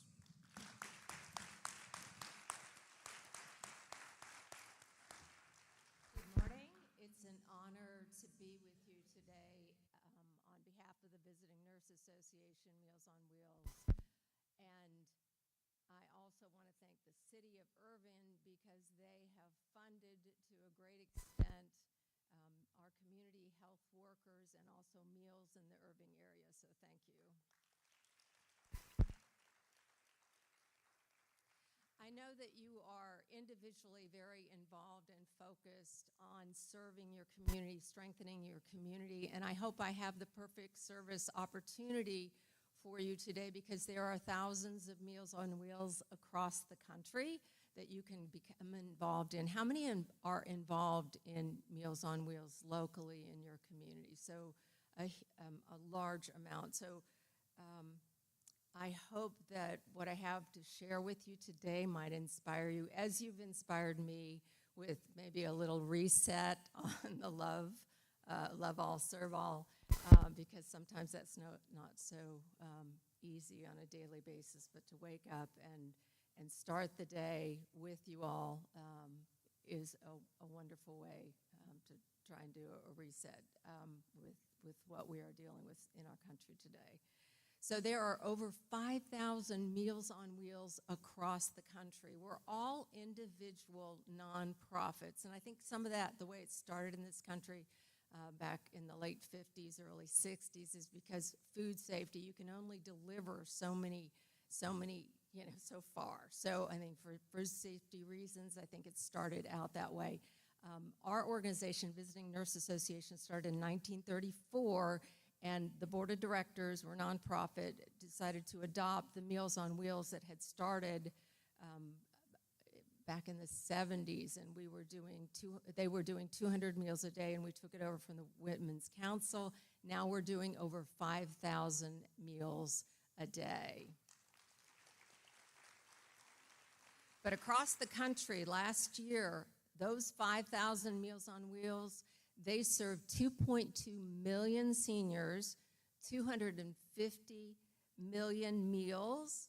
And why? Because nearly 13 million older adults struggle with hunger. And you may have heard the stat in this country that every day 10,000 seniors turn 65 every day, and will for the next couple years. But in 5 years, this country will have 20% of our population over 65. The 85 contingency is the largest, the fastest growing. And in 14 years, we are going to be 25% of our country will be over 65 years old. If you want to take a look at what that means, look at Japan. They're 29% of their population right now is a senior population. So when you think of housing, there's so many opportunities for you, but through Meals on Wheels, certainly there will be many, many opportunities. Last year we served locally 1.7 million meals in Dallas County, and a little bit about Meals on Wheels. So I think it's the perfect expression of love all, serve all, and egoless service, because what you're doing every day is you're sharing a meal at their home. Mainly, to qualify for Meals on Wheels, you have to be homebound, low income. Most people live on their Social Security check. Can you imagine living on $700 or $800 a month to pay for your housing, for your medicine, for everything? So just to show up on that doorstep and provide a bit of yourself and connection. It's not only about food nourishment, it's about spiritual nourishment as well. You've taken the time to connect with another human being, to share a bit of yourself. So every a route in Richardson, Texas. I have in Irving as well, many routes there, but I deliver in Richardson, and it helps reset. Like today is resetting, and hopefully this weekend is resetting for everyone and focusing. That starts out my week, helping me ground myself about what's really important. And it takes all the ego and all the things that I think are so stressful. Did my kid fill out the right application? You're showing up on someone's house who has really nothing, but they have grace and love that they give you back. And it's so evident that that is a real expression of love between two people. And it's I can tell you many stories, but the 107-year-old woman African-American woman that started a boarding house in the 30s for African-American musicians because they couldn't go into other hotels. And I mean, just living and listening to their lives.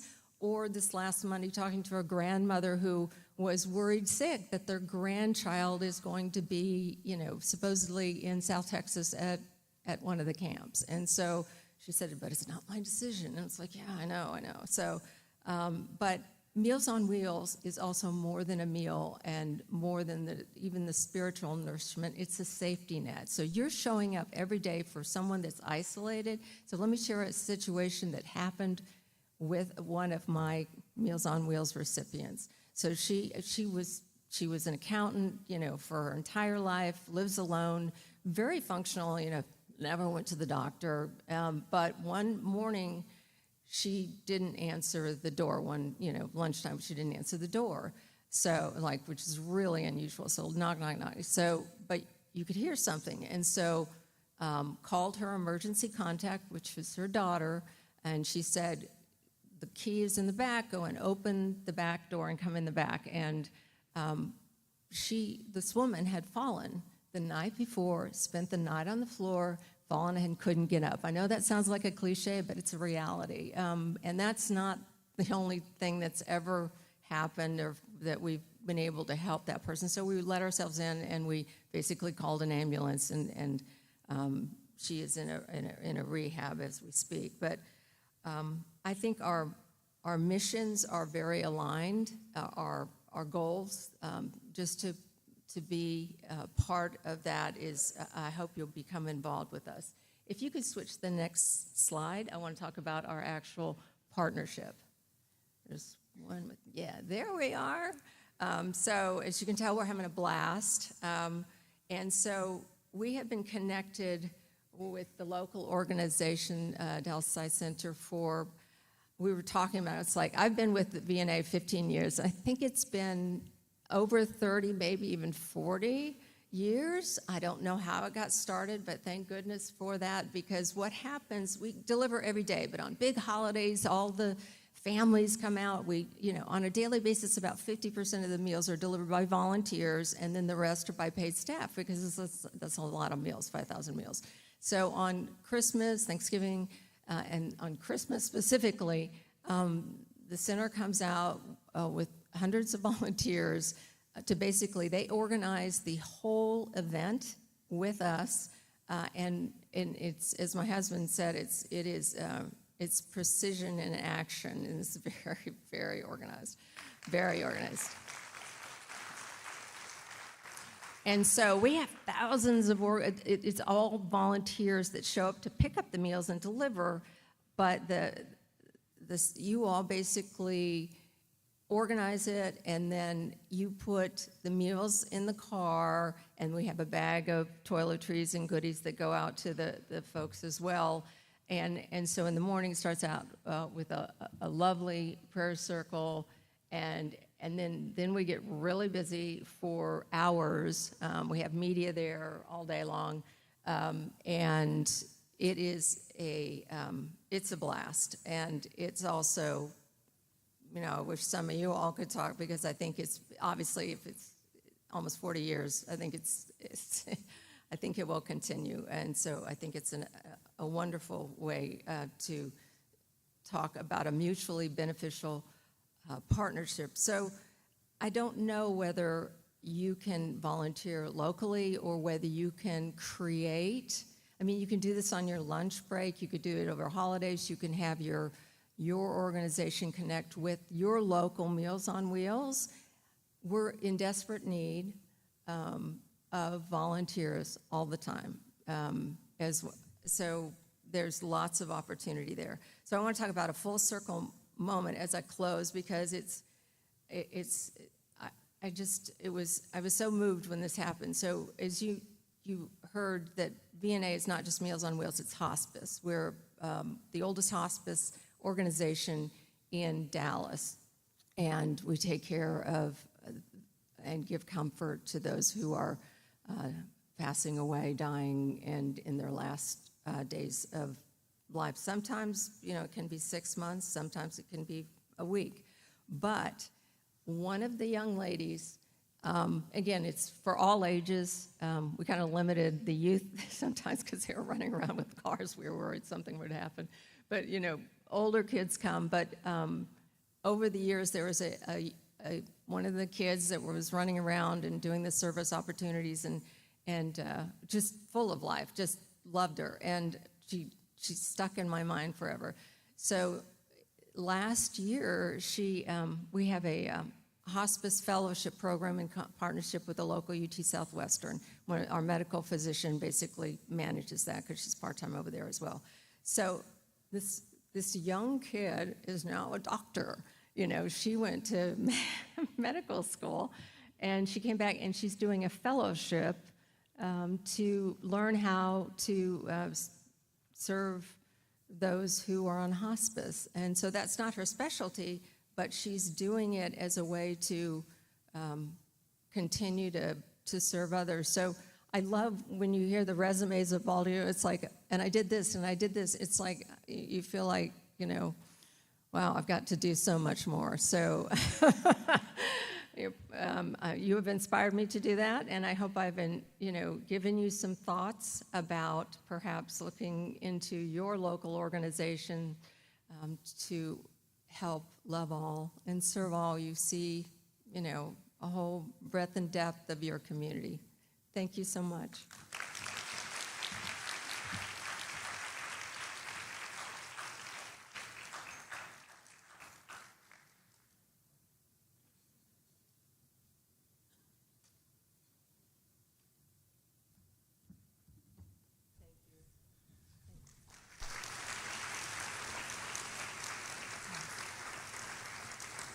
We'd like to thank Catherine most sincerely. We value your organization and your ethic. We don't normally see a CEO go and make a morning run and deliver the food yourself. It's definitely, you're our kind of person.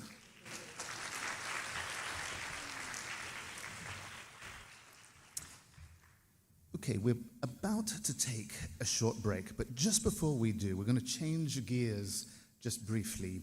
We wanted to show you or share with you how the Sri Sathya Sai International Organization of the USA started. And it started back in the very early 1960s, where Sai Baba personally guided those first few people that made it all the way to India and got to sit at his feet, listen to his teachings, and then he helped them when they were back in the States in all the ways that you can imagine that that Baba can do, to personally guide them to start spreading his love and his message. So back in the early 1960s, Sri Sathya Sai Baba had already begun to influence the hearts and minds of spiritual seekers in the West. Amongst the earliest American devotees were artist Markel Brooks and her husband, an airline pilot by the name of Bob Raymer from Los Angeles. There they are. And they made their first visit to Baba in 1962. The Raymers had weekly meditation meetings in their home during these years, and it was kind of an ecumenical gathering where people were interested in various types of spiritual teachers and teachings could gather and meditate, and it was here that the planting of the seeds and Baba's message to all of them on American soil took place. And it was through these meetings that very, very prominent followers of Baba's teachings could find out about Baba and further grow the organization. Okay, so with that, we're going to take a 30-minute break, which means we want to see you back here in exactly 30 minutes. Sarah.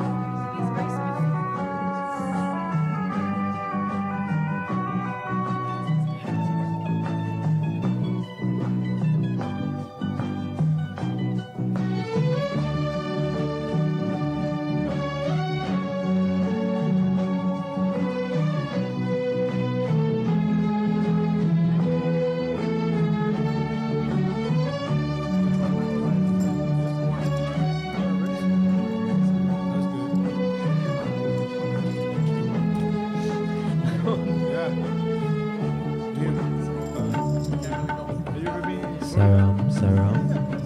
We were actually going to go to Miami. My sister has. Check, Is your first time in Dallas? Yes. I've been to San Antonio. Check. Sairam. Big difference between San Antonio and Dallas. I'm sure, yeah, we're going to the city on Monday, so. That's good. You're gonna go around? Yeah. Any recommendations? Oh, there are plenty of places. A lot of things to do. How many days are you gonna be here? We've got like 1 day. Oh shoot, 1.5. It's a big city. Oh, that's good. Yeah, but yeah. Well, best thing. Best thing. You have plenty museums, plenty zoos. You have plenty. Right, that's what I say. Our conference. Everyone can hear this.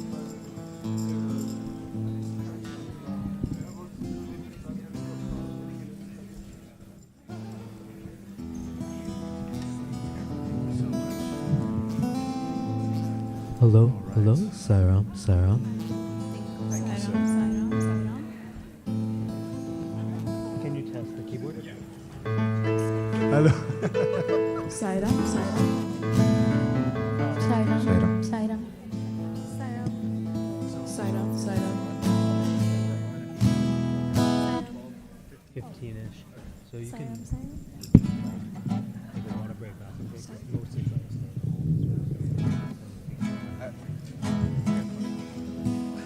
Oh, that's okay. Upend. Likely what I'll do is I'll have someone like let me know if there's like when there's speaker sessions wrapping up. I'll come from a different room.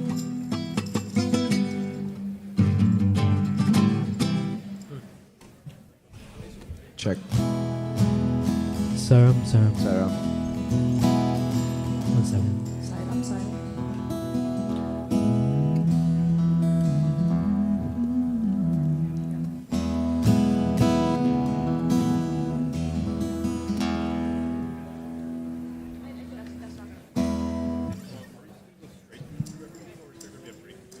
No, no break. Just silent.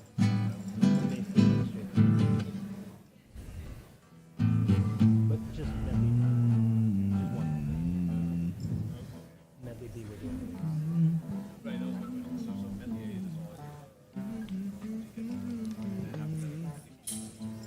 After we talk.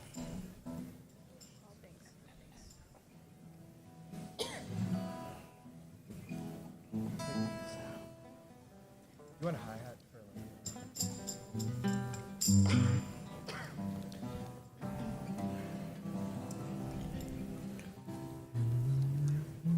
Sairam, and welcome back, everybody. You may be hearing some very interesting sounds behind me that are coming from our amazing young adults who are going to put forward for us a beautiful multi-faith musical presentation. They're led by Dr. Vivek Virani, who's the Associate Professor of Ethnomusicology at North Texas University. And with that, they are also, I should say, they are joined by young adults from Dallas and all around the country. Let us give them a very warm welcome.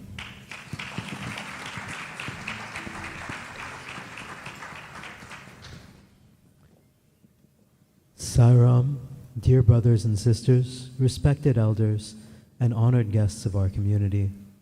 We are so honored, privileged, and blessed this morning to be beginning our morning session by joining our voices in love and praise to God. The program that we are presenting will be bookending the session, so we'll begin the session with a little bit of music. We'll hear from some members of our community and from some of our distinguished guests, and we'll be ending again with a little more music. And the music that we've chosen today is a representation of the spiritual heritage of this wonderful nation of the United States of America, which has been a land that has welcomed and included and grown through the contributions spiritually, culturally, and musically of so many traditions. We have the first people who were here. We have those who came to develop and settle in the frontier. We have those who didn't have a choice, who were brought as slaves. And we have those from countless immigrant and diaspora communities, all who have brought different cultural traditions, different sounds, and different ways of rejoicing and celebrating in the name of God and the love of God through music. So in today's program, we want to celebrate this unity in diversity and the shared message of love, belonging, and devotion we find in all of these traditions. We hope that whether you recognize some of these songs or if you're hearing them for the first time, if you are moved, we hope you will all sing along with us. Jai Sai Ram.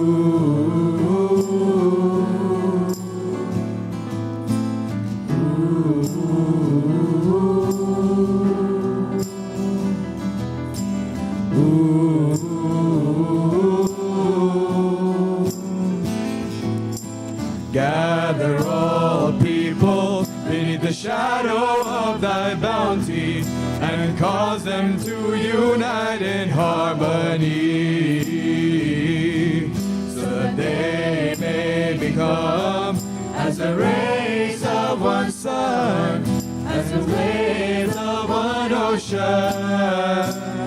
and as the fruit of one fruit.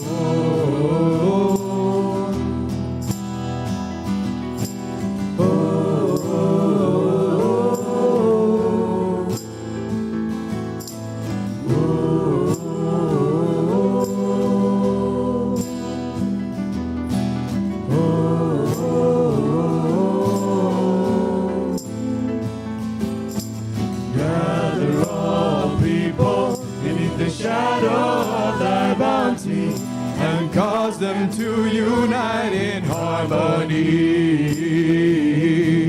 so that they may become as the rays of one sun, as the waves of one ocean, and as the fruit of one tree. Om Namah Shivaya. Om Namah Shivaya. Om Namah Shivaya. Om Namah Shivaya. Om Namah Shivaya. Om Namah Shivaya. Om Namah Shivaya Namaha. Om Namah Shivaya. Om Namah Shivaya. Om Namah Shivaya Namaha. Hara Hara Hara Sai Maheshwara, Shiva Shiva Shiva Shambho Shankara. Hara Hara Hara Sai Maheshwara, Shiva Shiva Shiva Shambho Shankara. Dansai mi vida, Shiva Gataraya, transforma en cenizas mi sufrir. Dansai mi vida, Shiva Gataraya, transforma en cenizas mi sufrir. Bebe el veneno que viene de mi ego, eleva mi mente al puro ser. Bebe el veneno que viene de mi ego, eleva mi mente al puro ser. Hara Hara Hara Sai Maheshwara, Shiva Shiva Shiva Shambho Shankara. Hara Hara Hara Sai Maheshwara, Shiva Shiva Shiva Shambho Shankara. Hara Hara Hara Sai Maheshwara, Shiva Shiva Shiva Shambho Shankara. Hara Hara Hara Sai Maheshwara, Shiva Shiva Shiva Shambho Shankara. Om Namah Shivaya. Om Namah Shivaya. Om Namah Shivaya Namaha.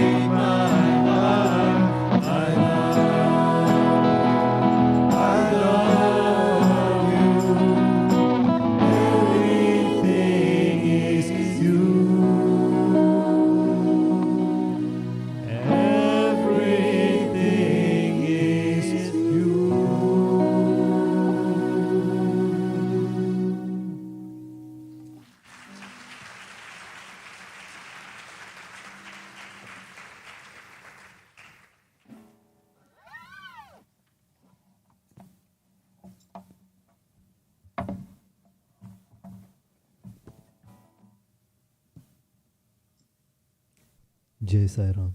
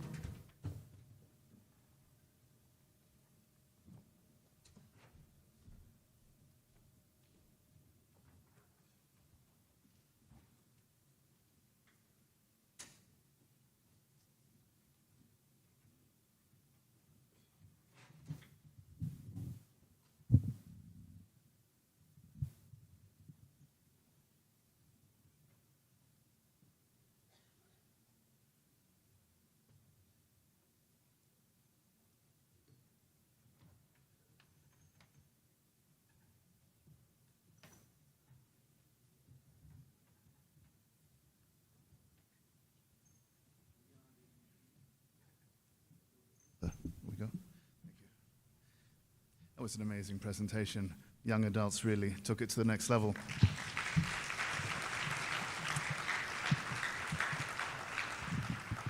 I couldn't help notice some of the lyrics. They sang so beautifully. We are the rays of one sun, the waves of one ocean, and the fruit of one tree. It is the message of unity also of Sri Sathya Sai Baba. Very, very beautiful, and we thank them most sincerely. The good news is we'll be having them back again very shortly in our program. They brought a very nice feeling, a good vibration. Okay, we're going to change gears briefly and share with you a short video segment on the life and message of Sri Sathya Sai Baba. Thank you.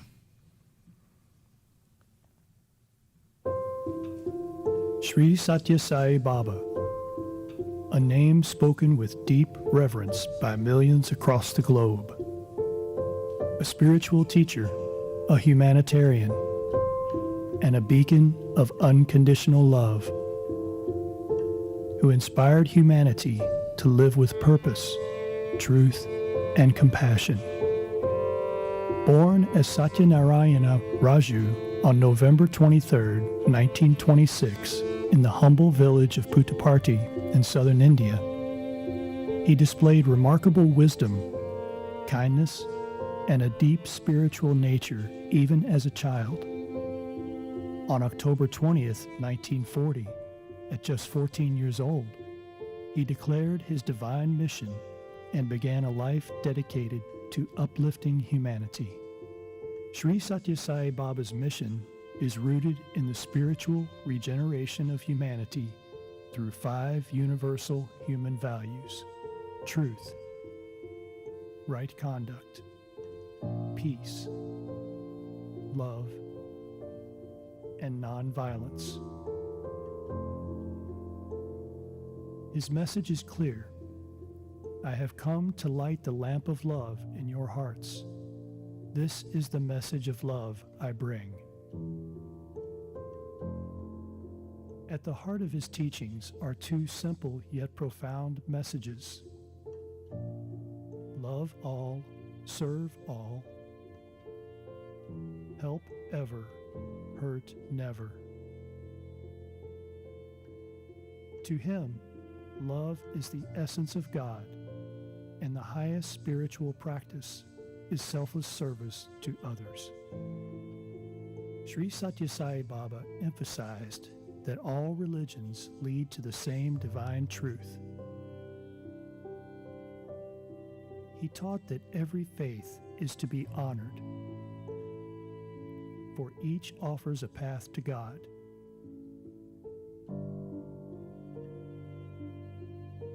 Unity, forbearance, and respect are cornerstones of his vision for a harmonious world.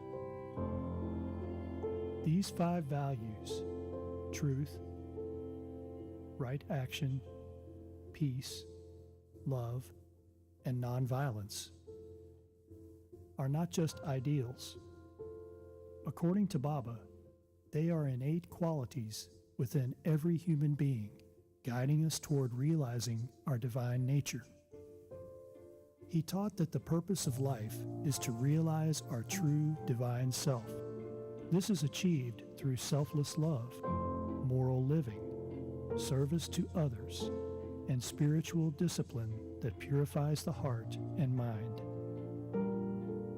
To help people live noble lives, Sri Sathya Sai Baba offered 10 guiding principles, practical steps to foster inner strength, national unity, and global harmony.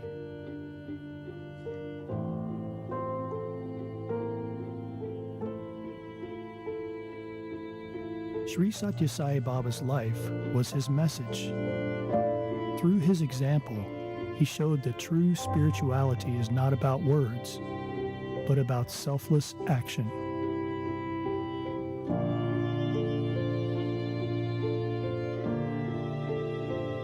Service to others is service to God. His works speak louder than words. Free hospitals offering world-class care.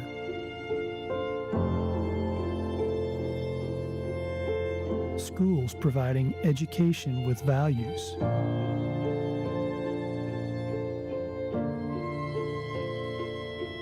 Water projects reaching millions. Homes for the homeless. Aid during disasters.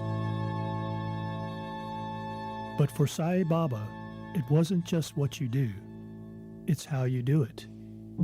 Serve with humility, gratitude, and joy.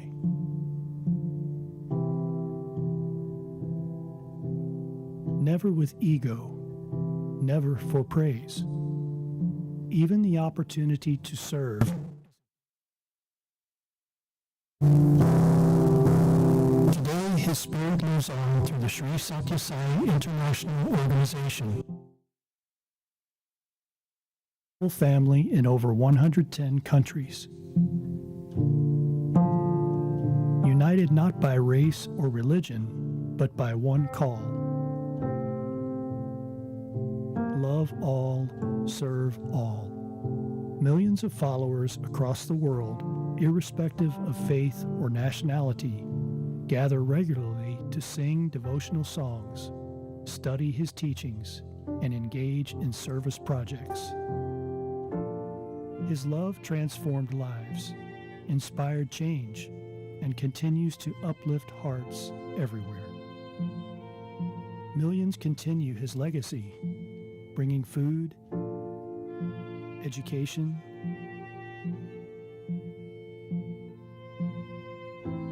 health,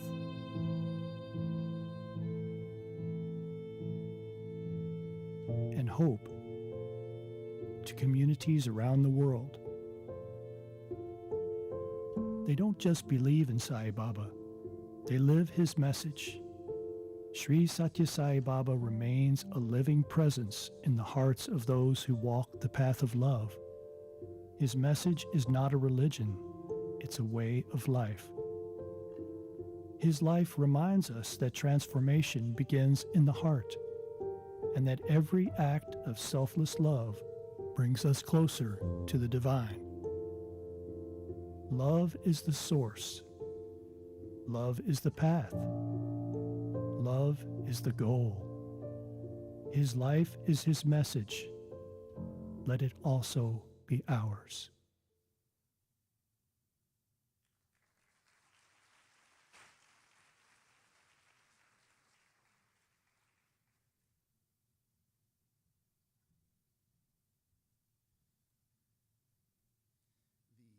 Chance to serve another being is a gift from God. Sai Baba says that the underlying principle of all religions and faiths is love, a love that transcends all barriers of ethnicity, nationality, and creeds. And Sai Baba emphasizes the unity of all religions as all faiths ultimately lead to the one God and share the common principles of love, truth, peace, and right action. He encourages us to sincerely practice our own religions while respecting and honoring the others. So we are so very lucky today to have with us yet another prominent leader from our community. He is the Honorable Amir Omar, the Mayor of Richardson, Texas. Amir is the father of 3 adult children. He lives in Northeast Richardson with his wife, Alika, a first-generation American. He earned a bachelor's degree from Texas A&M, where he was a member of the Aggie Corps of Cadets and earned an executive MBA from UT Dallas. He's a graduate of Leadership Richardson, the FBI Citizens Academy, and the Richardson's Police and Fire Academies. Amir has dedicated his career to community service. His work as a council member of the City of Richardson was recognized by his community with multiple awards. While on the council, Amir championed environmental initiatives like tree planting and community gardening. He is currently serving as the mayor of Richardson and works as a senior vice president at Hydro Point Data Systems, where he has worked for over a decade. Let us please give him a very warm welcome.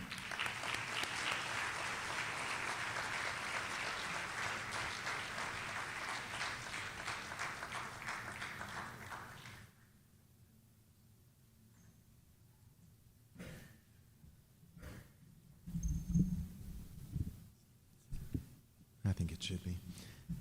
Thank you all. I appreciate the warm welcome, but I'm also a little bit disappointed that you've given your heart to Arlington already, or was it Irving? I can't remember. Irving. So we have some work to do in Richardson, and I'm going to do what I can to make you reconsider that potential new home one day. Sai Ram, everyone.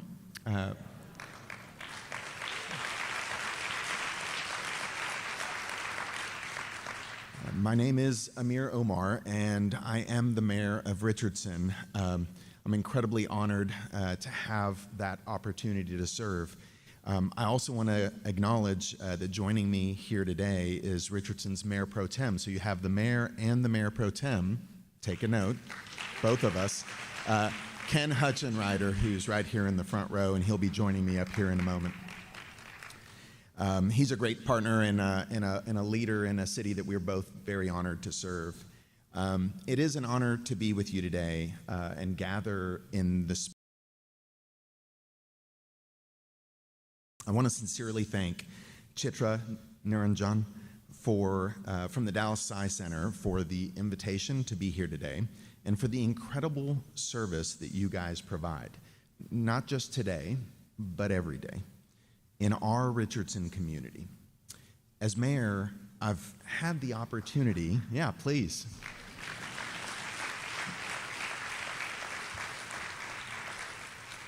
So I've been mayor for 2 months now, and I've had the opportunity over that time to engage deeply with a number of residents, to hear their stories, and to better understand what strengthens and sustains a community. And one truth keeps rising to the top. A city is only as strong as the compassion of the people who call it home. That's why the teachings of Sai Baba, love all, serve all, resonate so strongly in our civic life. They aren't just beautiful ideas. They are daily practices that shape stronger neighborhoods, deeper connections, and a more unified city. The Dallas Sai Center has exemplified these values through your actions, not just in words, but in consistent, humble service. Your involvement in the Richardson Interfaith Alliance has helped foster understanding and respect across religious traditions, proving that spirituality and spiritual unity can be a powerful force for social unity as well. Your ongoing participation in our annual Trash Bash cleanup program demonstrates that caring for your community includes caring for the environment. It's more than a cleanup. It's a statement of pride and stewardship for the place we all call home. And through your work with Feeding Children Everywhere, you've addressed a fundamental human need, nourishment, with compassion and dignity. You've reminded us that when one child is hungry, we all have a role to play. This is what selfless love looks like. It's not loud, it doesn't seek recognition, but it changes lives. As mayor, I see a city filled with potential, not just in what we build, but in how we care. My vision for Richardson is a place where service isn't the exception, it's the norm, where community organizations and faith-based groups like you are not only welcomed, but celebrated as vital partners in meeting the needs around us, because those needs are real. We have families that face financial uncertainty. We have seniors who are isolated and young people who need direction and mentorship. We have neighbors struggling with mental health, food insecurity, and disconnection. And while local government plays a role in addressing these challenges, lasting solutions require more than just policy. They require people. People like you. People who see service not as a one-time act, but as a way of life. Sai Baba taught that the best way to find oneself is to lose oneself in the service to others. And that's not just spiritual wisdom. It's a deeply practical guide for leadership, for citizenship, and for community building. And you're already doing it. Thank you for that.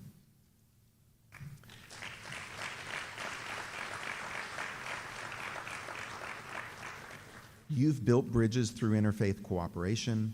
You've cared for our shared environment. You've fed the hungry and uplifted those in need. And you've done all of it with humility and heart. As Richardson's mayor, I want to continue building the kind of city where this spirit is amplified, where our programs and policies reflect the same compassion, the same humility, and the same commitment to serving others that you demonstrate so well. So today, as we honor the life, legacy, and teachings of Sai Baba, let's also recommit ourselves to the path he laid out. A path not marked by titles or positions, but by love in action. Let us love all. Let us serve all. Let us help ever and hurt never. And let us never underestimate the power of small acts offered in selfless love to transform our neighborhoods, our city, and our shared future. Sai Ram, and thank you again for allowing me to be a part of this special occasion.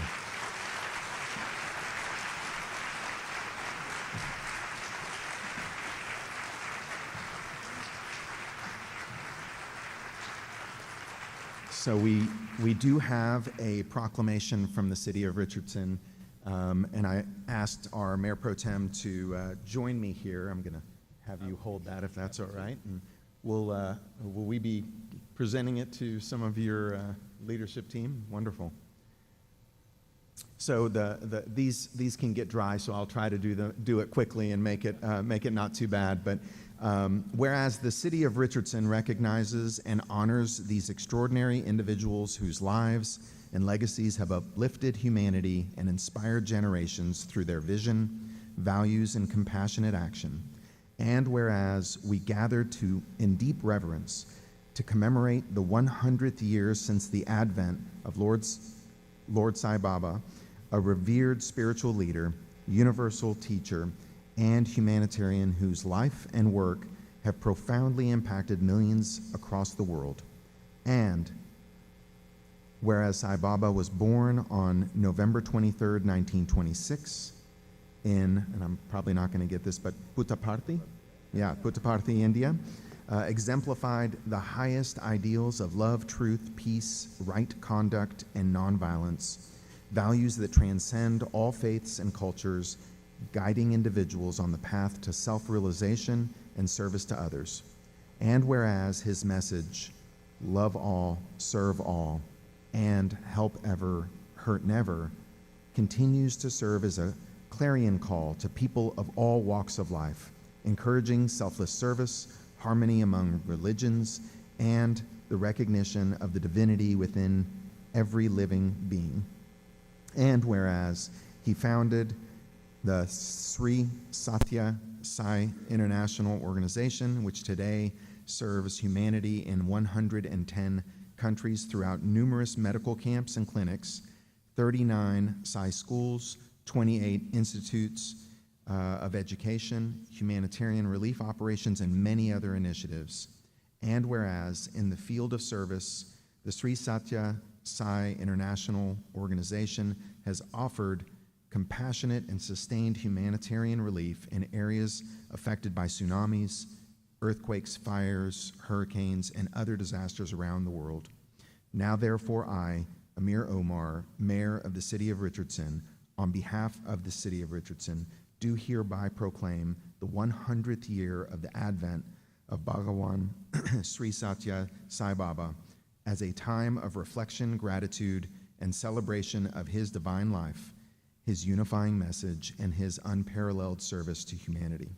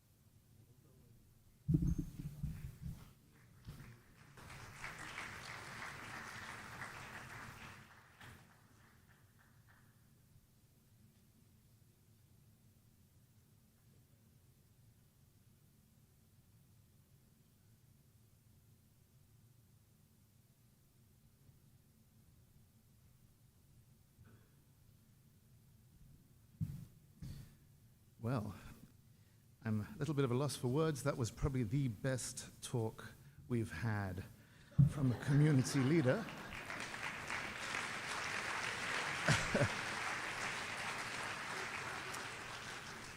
And of course, I may have to reconsider. You guys know, might be Richardson. Okay, so wonderful, and thank you. That was spectacular, and we loved it, and we hope to work with you again in the future, always. Beautiful. Right. There is another person who is also equally inspiring and amazing, that means so much to us. We're able to partner with her. We're able to serve God with her through serving mankind.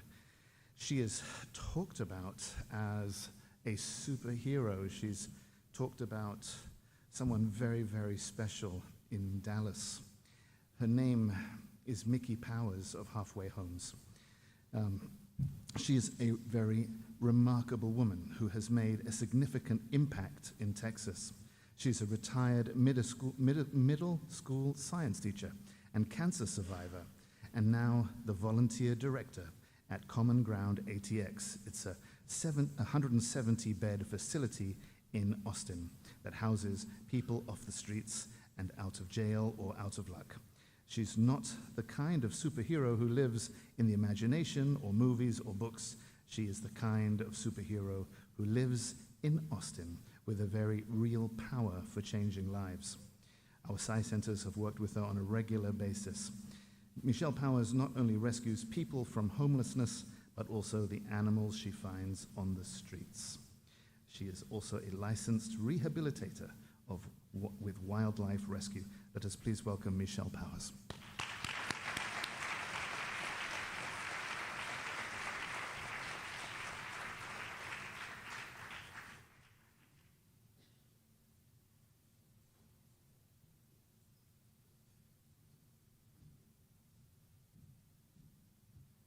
Well, I'm not sure what you do when you follow someone that just gave the best speech. It's sort of like, you know, it really gives you something to think about. And thank you very much for the marvelous invitation to come here. I got a little spooked, real honestly, a couple of days ago because I got a phone call from Greta, and I was told that she was going to kind of escort me around and take care of me during this whole thing. And we got to talking about our commonalities. And we found out that, first of all, we're both from Illinois. We found out we both grew up Methodist. Yay! I'm talking not loud enough? Okay. All right. We're both from Illinois. We both grew up Methodist. We are bouncing up toward, those 7 and 8 decades of existence on the planet. We both have our graduate degree in counseling. We both are retired school teachers. She just adopted a feral cat, and I have a number of feral cat colonies I feed every night. And then on top of all that, as I mentioned, I'm a licensed rehabilitator, and my specialty with the birds of prey. And lo and behold, she's associated with a shelter or a wildlife sanctuary, and their specialty are the birds of prey. So now if all of that happens in a 10-minute conversation with somebody you don't know, and someplace you're about to go, you get a little spooked. Okay, so at any rate, I do thank her so much for her openness. And I can't help but, I was telling her, although I had my association in Austin with people from the Sai Center, I was never introduced a lot to the philosophical background, and I'm totally blown away by what I've seen here this morning, and feel like such a connection with the hearts of the people that are here. And I couldn't help but reflect a bit on how we got this way. And I had to give a salute a moment ago mentally to my background of my parents, and maybe to say to people how important parenting is when it comes to the people that come after us. On my dad's side, I was so pleased when y'all gave tribute to the Native American people of this nation at the beginning of the opening ceremony, because my grandfather was a pastor to the Navajo people in New Mexico, and he took his whole family out of California and went and lived in the desert. And my father was actually afraid of white guys until he was about 16, because he only ever saw his dad. But they gave service and special service to the Navajo people. On my mom's side, they were immigrants from Czechoslovakia. And my grandmother and grandfather had a really, really big heart. They lived somewhat near a railroad track, and we found out later there were trees that were marked that said, if you need food, go to that house. And she would give them food. And one time that I was spending the night there, I happened to get up in the middle of the night, and early morning hours, and I see one of her neighbors stealing vegetables from her garden. And I woke her up. I said, Grandma, Mrs. Kunish is stealing vegetables. She, go to bed, no mention, no mention. So I went back to bed. Sure enough, on or around noon, Miss Kunish comes with a bowl of soup. And so she had taken the vegetables and made soup and brought it to the family. So here was this spirit of caring and sharing that I grew up with. And sometimes it takes something like this to value it and realize that people before you and share the importance of what it's like for all of us to share to the children, how important that is for the future of others. So they already mentioned that I work with the formerly incarcerated, and the place that I work has 170 beds. A friend of mine started this in the late 90s. And when I was a school teacher, she gave me summer jobs and Christmas vacation jobs, and that's how I got into working with it. So when I retired, I just kind of stayed on, because I really, really became convinced of the importance of the mission of helping the folks that had kind of done it wrong the first time, or the second or the third, and they wound up coming out and having no place to go. It's very difficult frequently to find a place to rent if you have a record, a criminal record. So we rent to basically everybody. And the rent is so low that they're usually able to come out, get a job, and actually afford it. So in Austin, if you wanted to stay someplace and rent a place, you could pay a significant amount of money, maybe $1,500 a month for an apartment. You can do $750 a month at this place. And because of the work with the Sai Center and the the Central Texas Food Bank, we supply a wonderful supper. We supply food, and I'll talk about a little bit more about that, and other services to the people coming out. When you come out, if you're lucky, your place might give you $50 and a bus pass. So you come out and you have nothing but what you're carrying in a sack. If you're lucky, maybe your family hasn't disowned you, and maybe they will come through with, a week's rent so you can get started. So they come to us, some of whom with no money, no funds. Some of the organizations in town, Family Elder Care and Caritas, and some of the others will pay for their first week or two, and they have to hit the ground running and go look for jobs. Well, the problem is they don't have IDs, and they don't have a birth certificate in order to get an ID. And so they're kind of in a bind to begin with. But other organizations, we hook them up with, we find them some money to buy that birth certificate, and they have to really, really hit the ground running to get an ID so they can even get a job. So I wanted to give you, some people don't realize this, but the United States incarcerates more people than any nation on earth in a percent sense. We have about 2 million people that are incarcerated. That's about a 700% increase since 1970. And crime itself has not gone up that much. So you say to yourself, well, what happened? The war on drugs. Y'all remember that term? The war on drugs came along in 1971, and they decided to really, hit the road trying to arrest people. And so many of them were arrested in drug-related things. The thing is that it really attacked people racially different. Our black communities were really hit extremely, really hard. They were arrested and convicted 5 times more than white people were. They're 12% of the population, but they're 32% of those who are incarcerated. In the Hispanic community, they're 23% of the nation, but they're 19% populated. They're 19% of the population, but 23% of the incarcerated. Our Native Americans are 2% of our population, but they are 7% incarcerated. Of the white population, which is 59%, they're 31% incarcerated. So it was racially extremely prejudicial. The reasons that so many people also are incarcerated has to do with high bails. There are many people that are waiting in jail because they don't have bail money.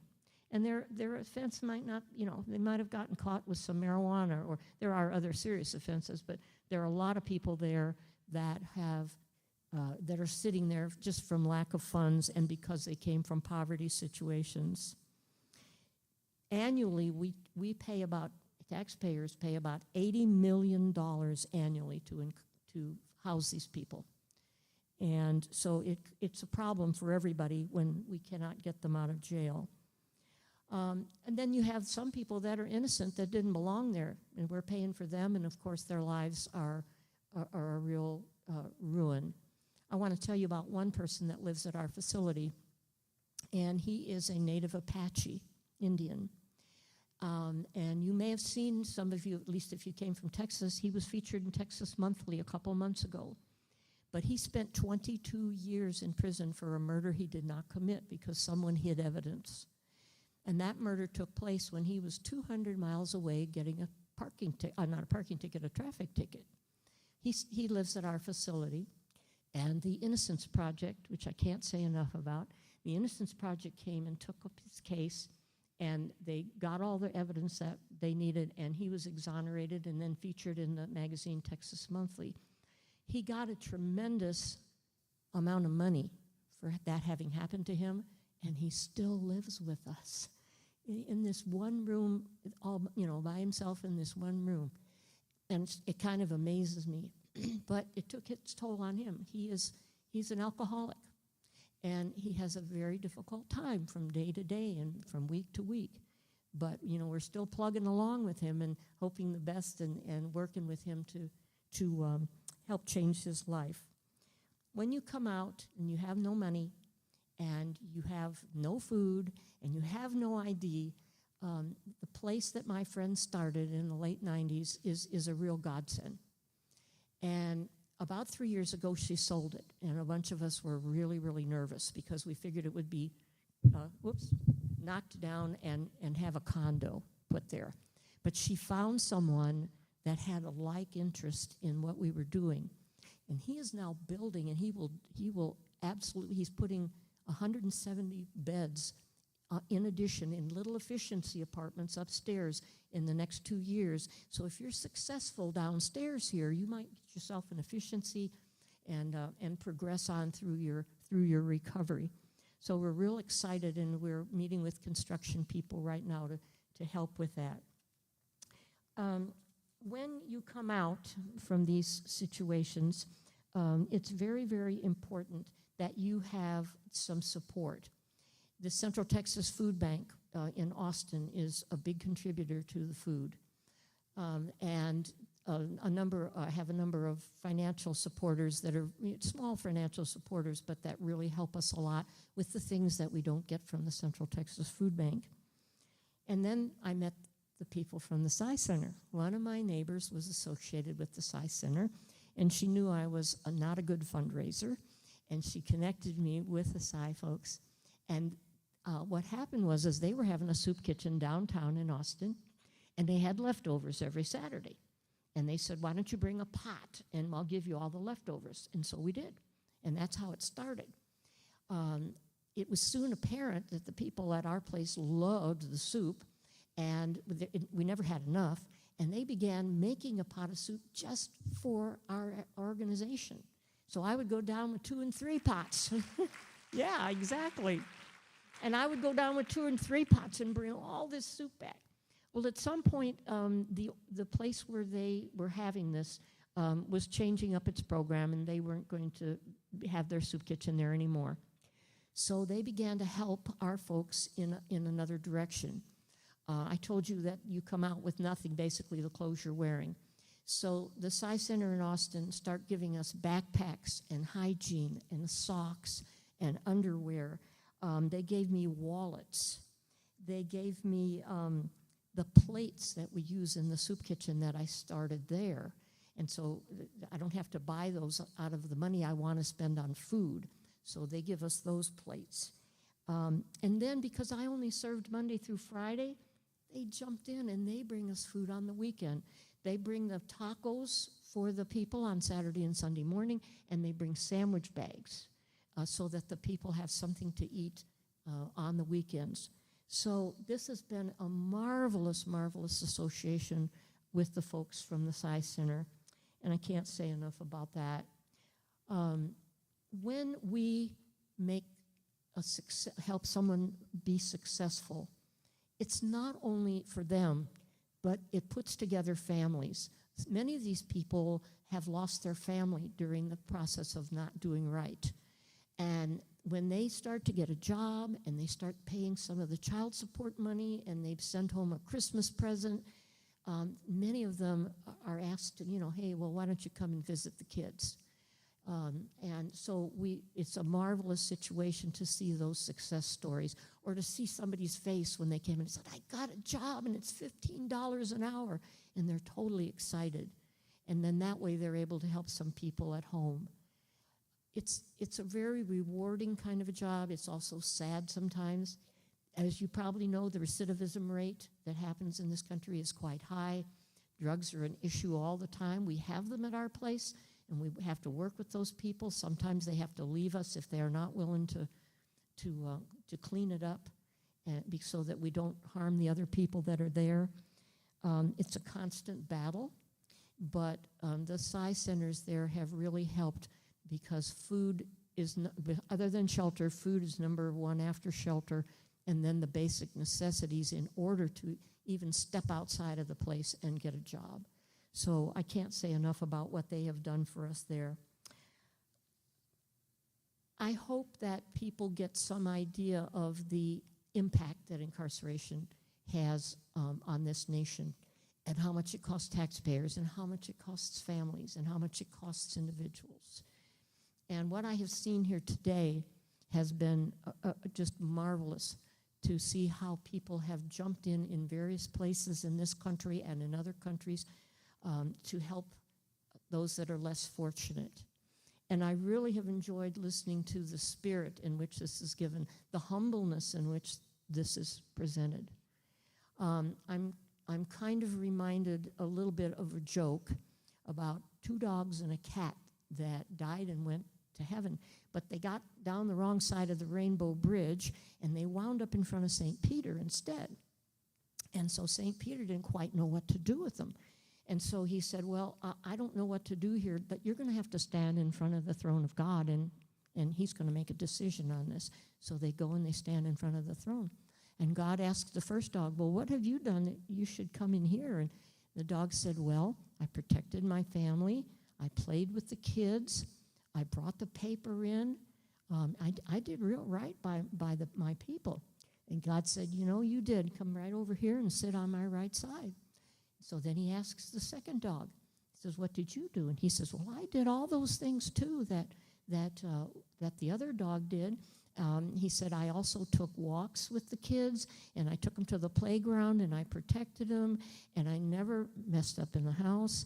And God said, oh, well, that's really great. You come over and sit here on the left side. And then he says to the cat, what do you have to say? And the cat said, you're sitting in my chair. Well, the dogs had it right. They had service. They had humbleness, you know. And the cat hasn't got it yet. Yet. I always say yet, because the people I work with, I say, you haven't got it yet. But, you know, we're going to work on this.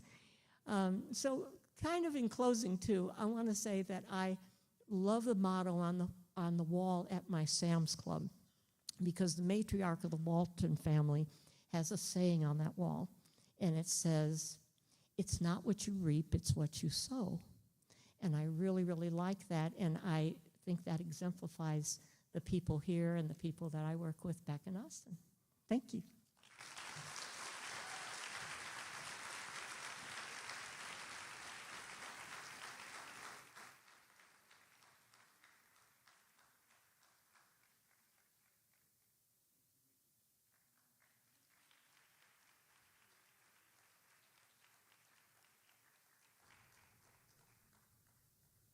You are a marvelous example for all of us.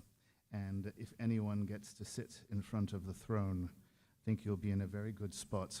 Before I came out here, I actually did a bit of research on Mickey to understand who she was, and found a video of her, how she spends her time totally one-on-one with people, making sure they're okay, making sure they've got food. It's not a sort of a desk job. It's very much hands-on. Truly extraordinary and a lovely example for all of us. Yes.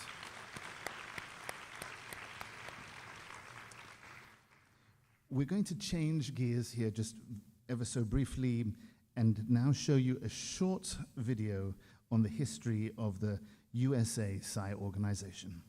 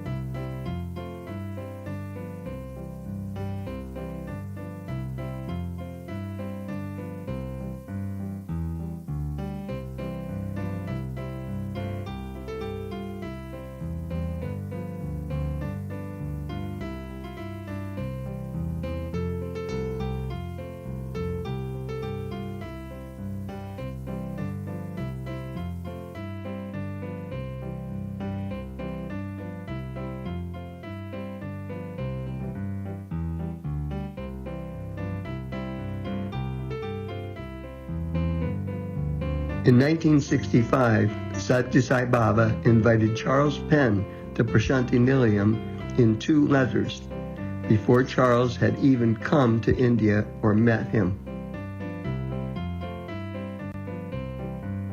In 1968, the first World Conference was held in Mumbai. During the birthday celebrations, Indra Devi and Richard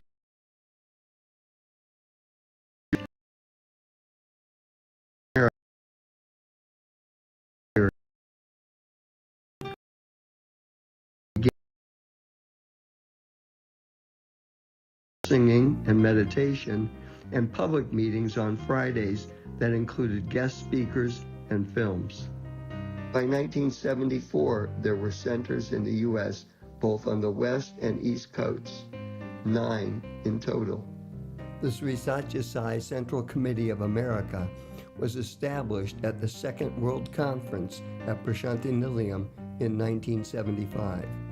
The first officers were John Hislop, President, Dr. K.C. Pani, Vice President, Mr. Richard Bayer, Secretary, and Sidney Crystal, Treasurer, as well as Dr. Phil Goslin and 12 others as directors.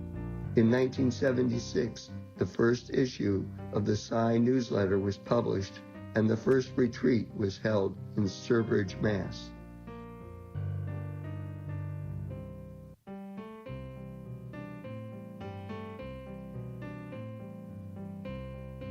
The early 80s brought about education from Balficus, which became EHV, and in 1983 became the Sathya Sai Education and Human Values Foundation.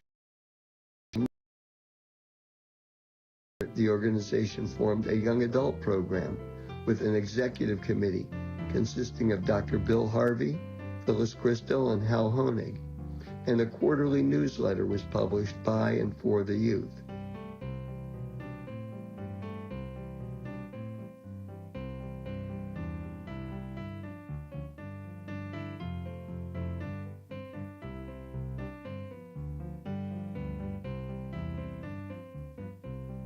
Along with the emphasis on YA development, the early 2000s saw a move to share through public meetings. Between 2004 and 2006, 12 public meetings were held in the U.S. alone.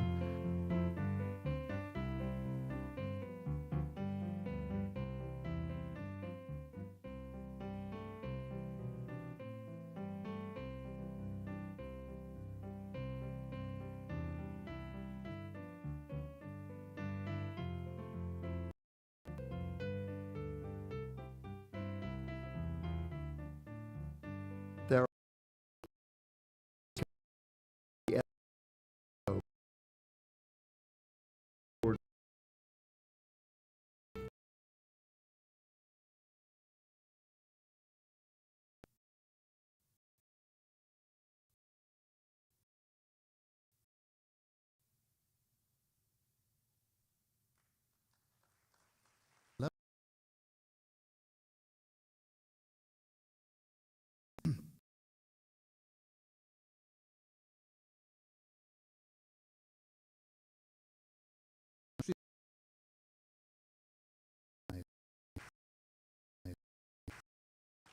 people that are honored guests who have stepped forward and kinds of things that are important to us, and here's how we can live our life to make this world a better place. So I also wanted, as a zone chair, to send the greetings from the devotees of both Canada and the West Indies. And I also wanted to mention that in Canada, they're having a meeting similar to this, October 5th in Toronto. Again, it's in that same spirit of coming together as a nation, as a group of devotees, but also reaching out to people that represent organizations in the community. And so finding people who are exemplars of the values that we're striving for. This is very, very touching to me and very moving to me, and it's very, I think, very much part of Swami's teachings. You know how Swami used to say, expansion is my life. And now we've come to that place where expansion is our life. That means expansion not in advertising or trying to push things or present things in a big way, but in trying to be on the lookout for the good. Look out for the good in ourselves. There's that moment where we have a moment of good, where this little sattvic impression and bubble comes up and we think, ooh, this is lovely, I'm feeling the goodness. And to be on that lookout for the goodness in everyone. You know, some people are harder than others, but deep down, underneath, there's some bubble of that goodness. We're on the lookout for that. That's part of our life. That's part of our hide and seek with God, you might say. Can we see everything as part of the same unified one? And this is our life as devotees. This is what the meaning of it is for our being with Sathya Sai. So I also wanted to say that it's important when we come to a conference like this, you know, sometimes you feel your spirit lift up and you think, ooh, I feel really good. I feel like this is really nice. And then time goes on and maybe this happens or that happens and you leave and you kind of forget. You forget what happened. You forget that feeling. You forget that teaching that you heard. You forgot that anecdote that someone told you which was so meaningful for your spiritual life. So we have to be, as I like to joke, we have to be spiritual cannibals. We have to take this and sort of chew on it. In other words, people sell great things, but what is it that's useful for us? What can transform us? What can change us? We want to get a hold of that and really chew on it. So this is part of the meaning for the conference in my mind. But as I was saying, I think the big meaning of the conference has to do with satsang. Satsang means the company of those that are interested in the truth. And this expansion of the satsang, to see everyone that shares that respect, that love, that attraction to love and peace and truth and service, this is, I think, the meaning of our conference and what I hope we all take from it, at least I hope I take from it.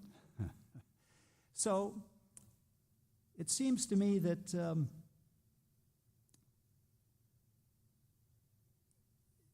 I wanted to say that in this world, at the present time, this external world seems to be racked with uncertainty and sense of fear, sense of loss, sense of trepidation. And even people of goodwill can be shaken at a time like this. And so what is it that we need to rest upon? What is it that we need to be basing our life on? And if I may, I'd like to paraphrase from the great wisdom of the Eastern traditions, and with my own translation, you might say. But it goes something like this. When the peace is taken from the peace, only the peace remains. When God is taken from God, only God remains. When love is taken from love, only love remains. When the good is taken from the good, only the good remains. Now, what does this mean? It's a bit of a Zen koan in a way. But it means that these values of love and truth and peace are undefeatable, even when it seems like even the concept of truth is under attack. Even the concept of empathy is under attack. In a world that's just gone mad, what is the basis? What is the basis of our true nature? These values of love and truth and peace are ultimately victorious. We've gotten the assurance of all of the world traditions, of all of the natures of the teachings of Sathya Sai. Our spirit triumphs over all of these things. It looks bad for a while. It looks very bad sometimes, but the triumph is there. So without taking too much time, I just wanted to say that I love being here with you. I hope you all get the maximum from this conference, and that really all of our hearts together say, may all the world be happy. May all beings be happy. May all find love. May all find truth as the teachings of Sathya Sai transform us. We pray that Sathya Sai's teachings and all of the teachings of all the great traditions come together in a way that this world is transformed. Whether that happens or not, we don't know. But the important thing is that we share this love, we share these teachings, we practice these teachings, and that all be well. Thank you very much. Jai Sai Ram.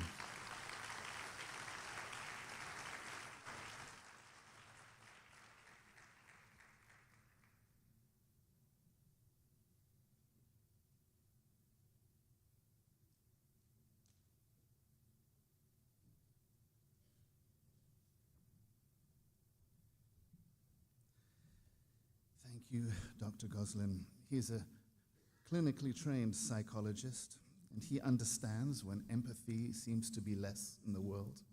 And it's our job that we should work on all these things and be examples for everybody around us. He also spoke of the power of satsang. It's one of the easiest ways. Satsang means being in the company of the good.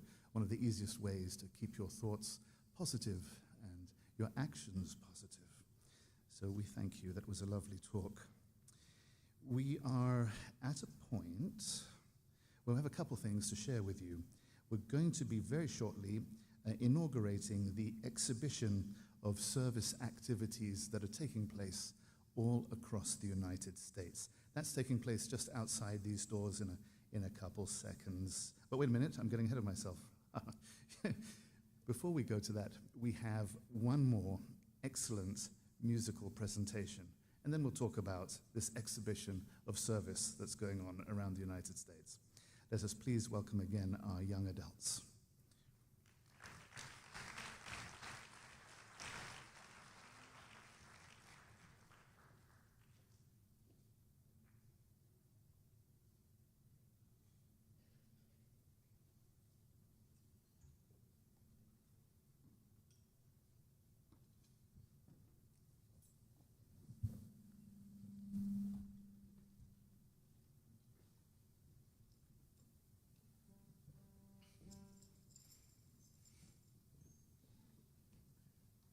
Check.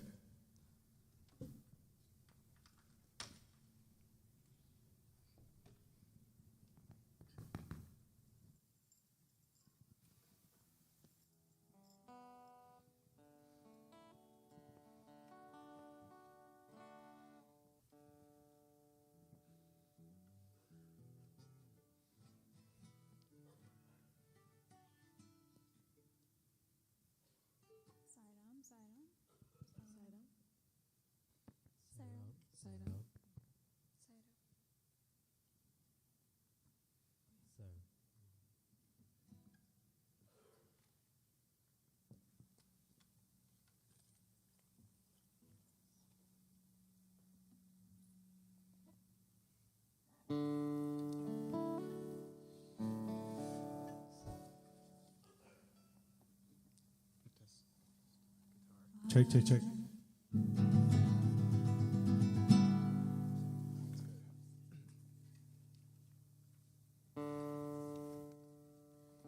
I walked down to the river to pray, studying about that good old way. And you shall wear the robe and crown, good Lord, show me the way. Come, sisters, let's go down, let's go down, come down. Come, sisters, let's go down, down to the river to pray.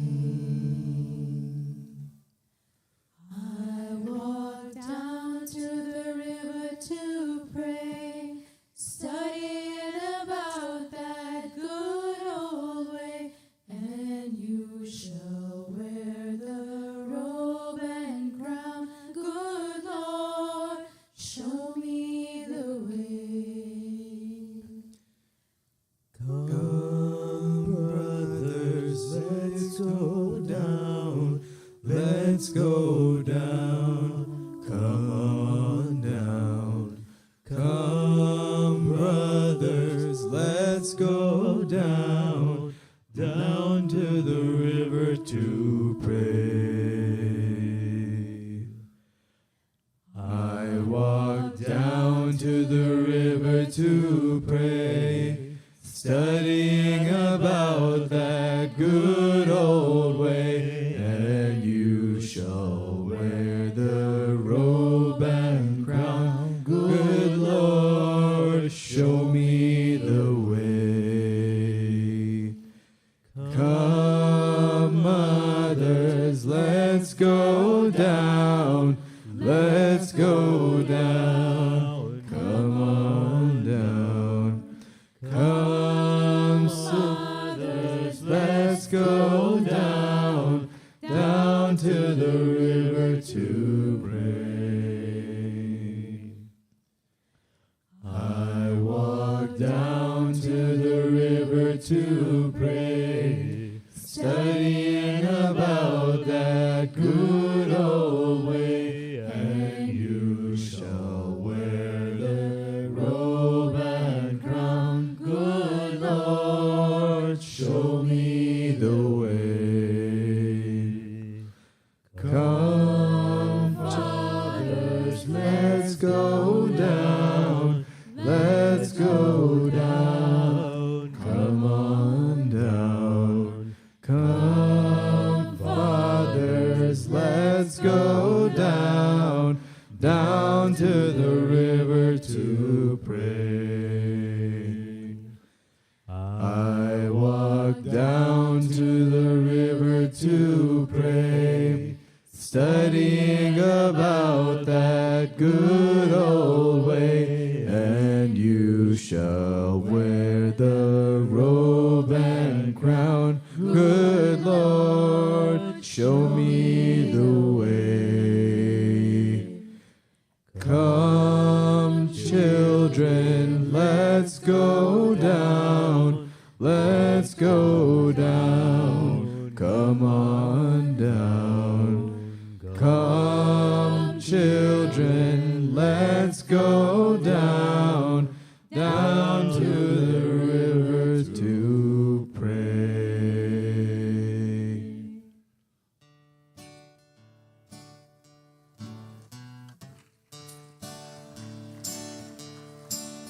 I've got peace like a river. I've got peace like a river. I've got peace like a river in my soul. I've got peace like a river. I've got peace like a river. I've got peace like a river in my soul. I've got love like the ocean. I've got love like the ocean. I've got love like the ocean in my soul. I've got love like the ocean. I've got love like the ocean. I've got love like the ocean in my soul. I've got joy like a fountain. I've got joy like a fountain. I've got joy like a fountain in my soul. In my soul. I've got joy like a fountain. I've got joy like a fountain. I've got joy like a fountain in my soul. I've got within me, I've got God within me. I've got God within me in my soul.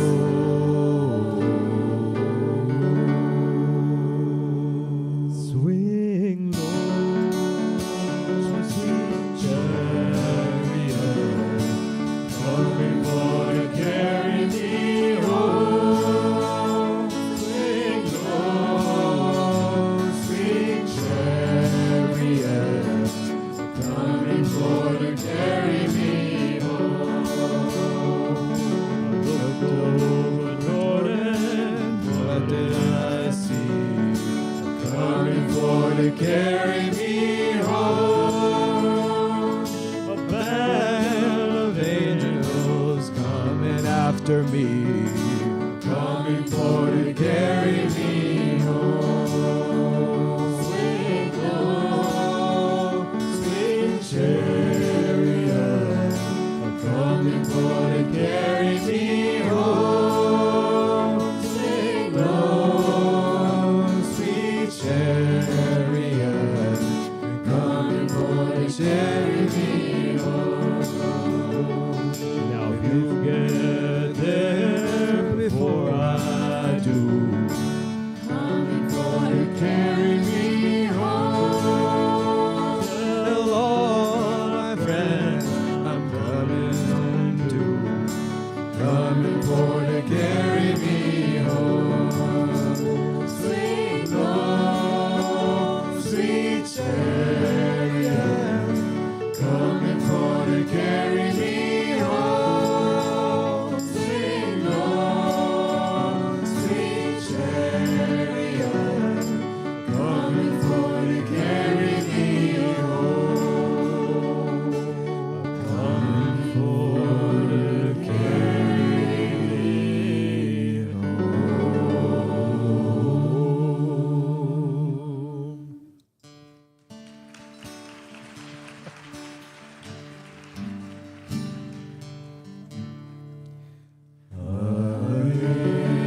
Amazing grace, how sweet the sound that saved a wretch like me. I once was lost, but now I found. Was blind, but now I see. 'Twas grace that taught my heart to fear, and grace my fears relieved. How brave I first believed. Through many dangers, toils, and snares, grace that brought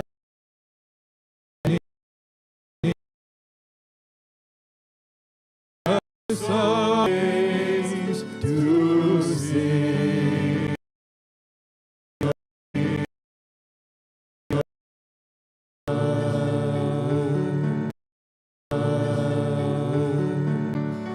With the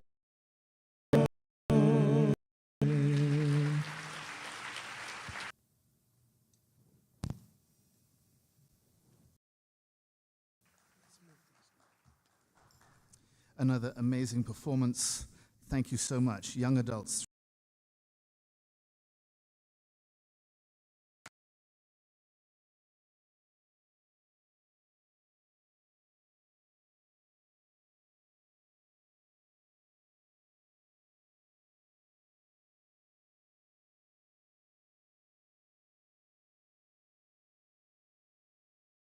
Now, couple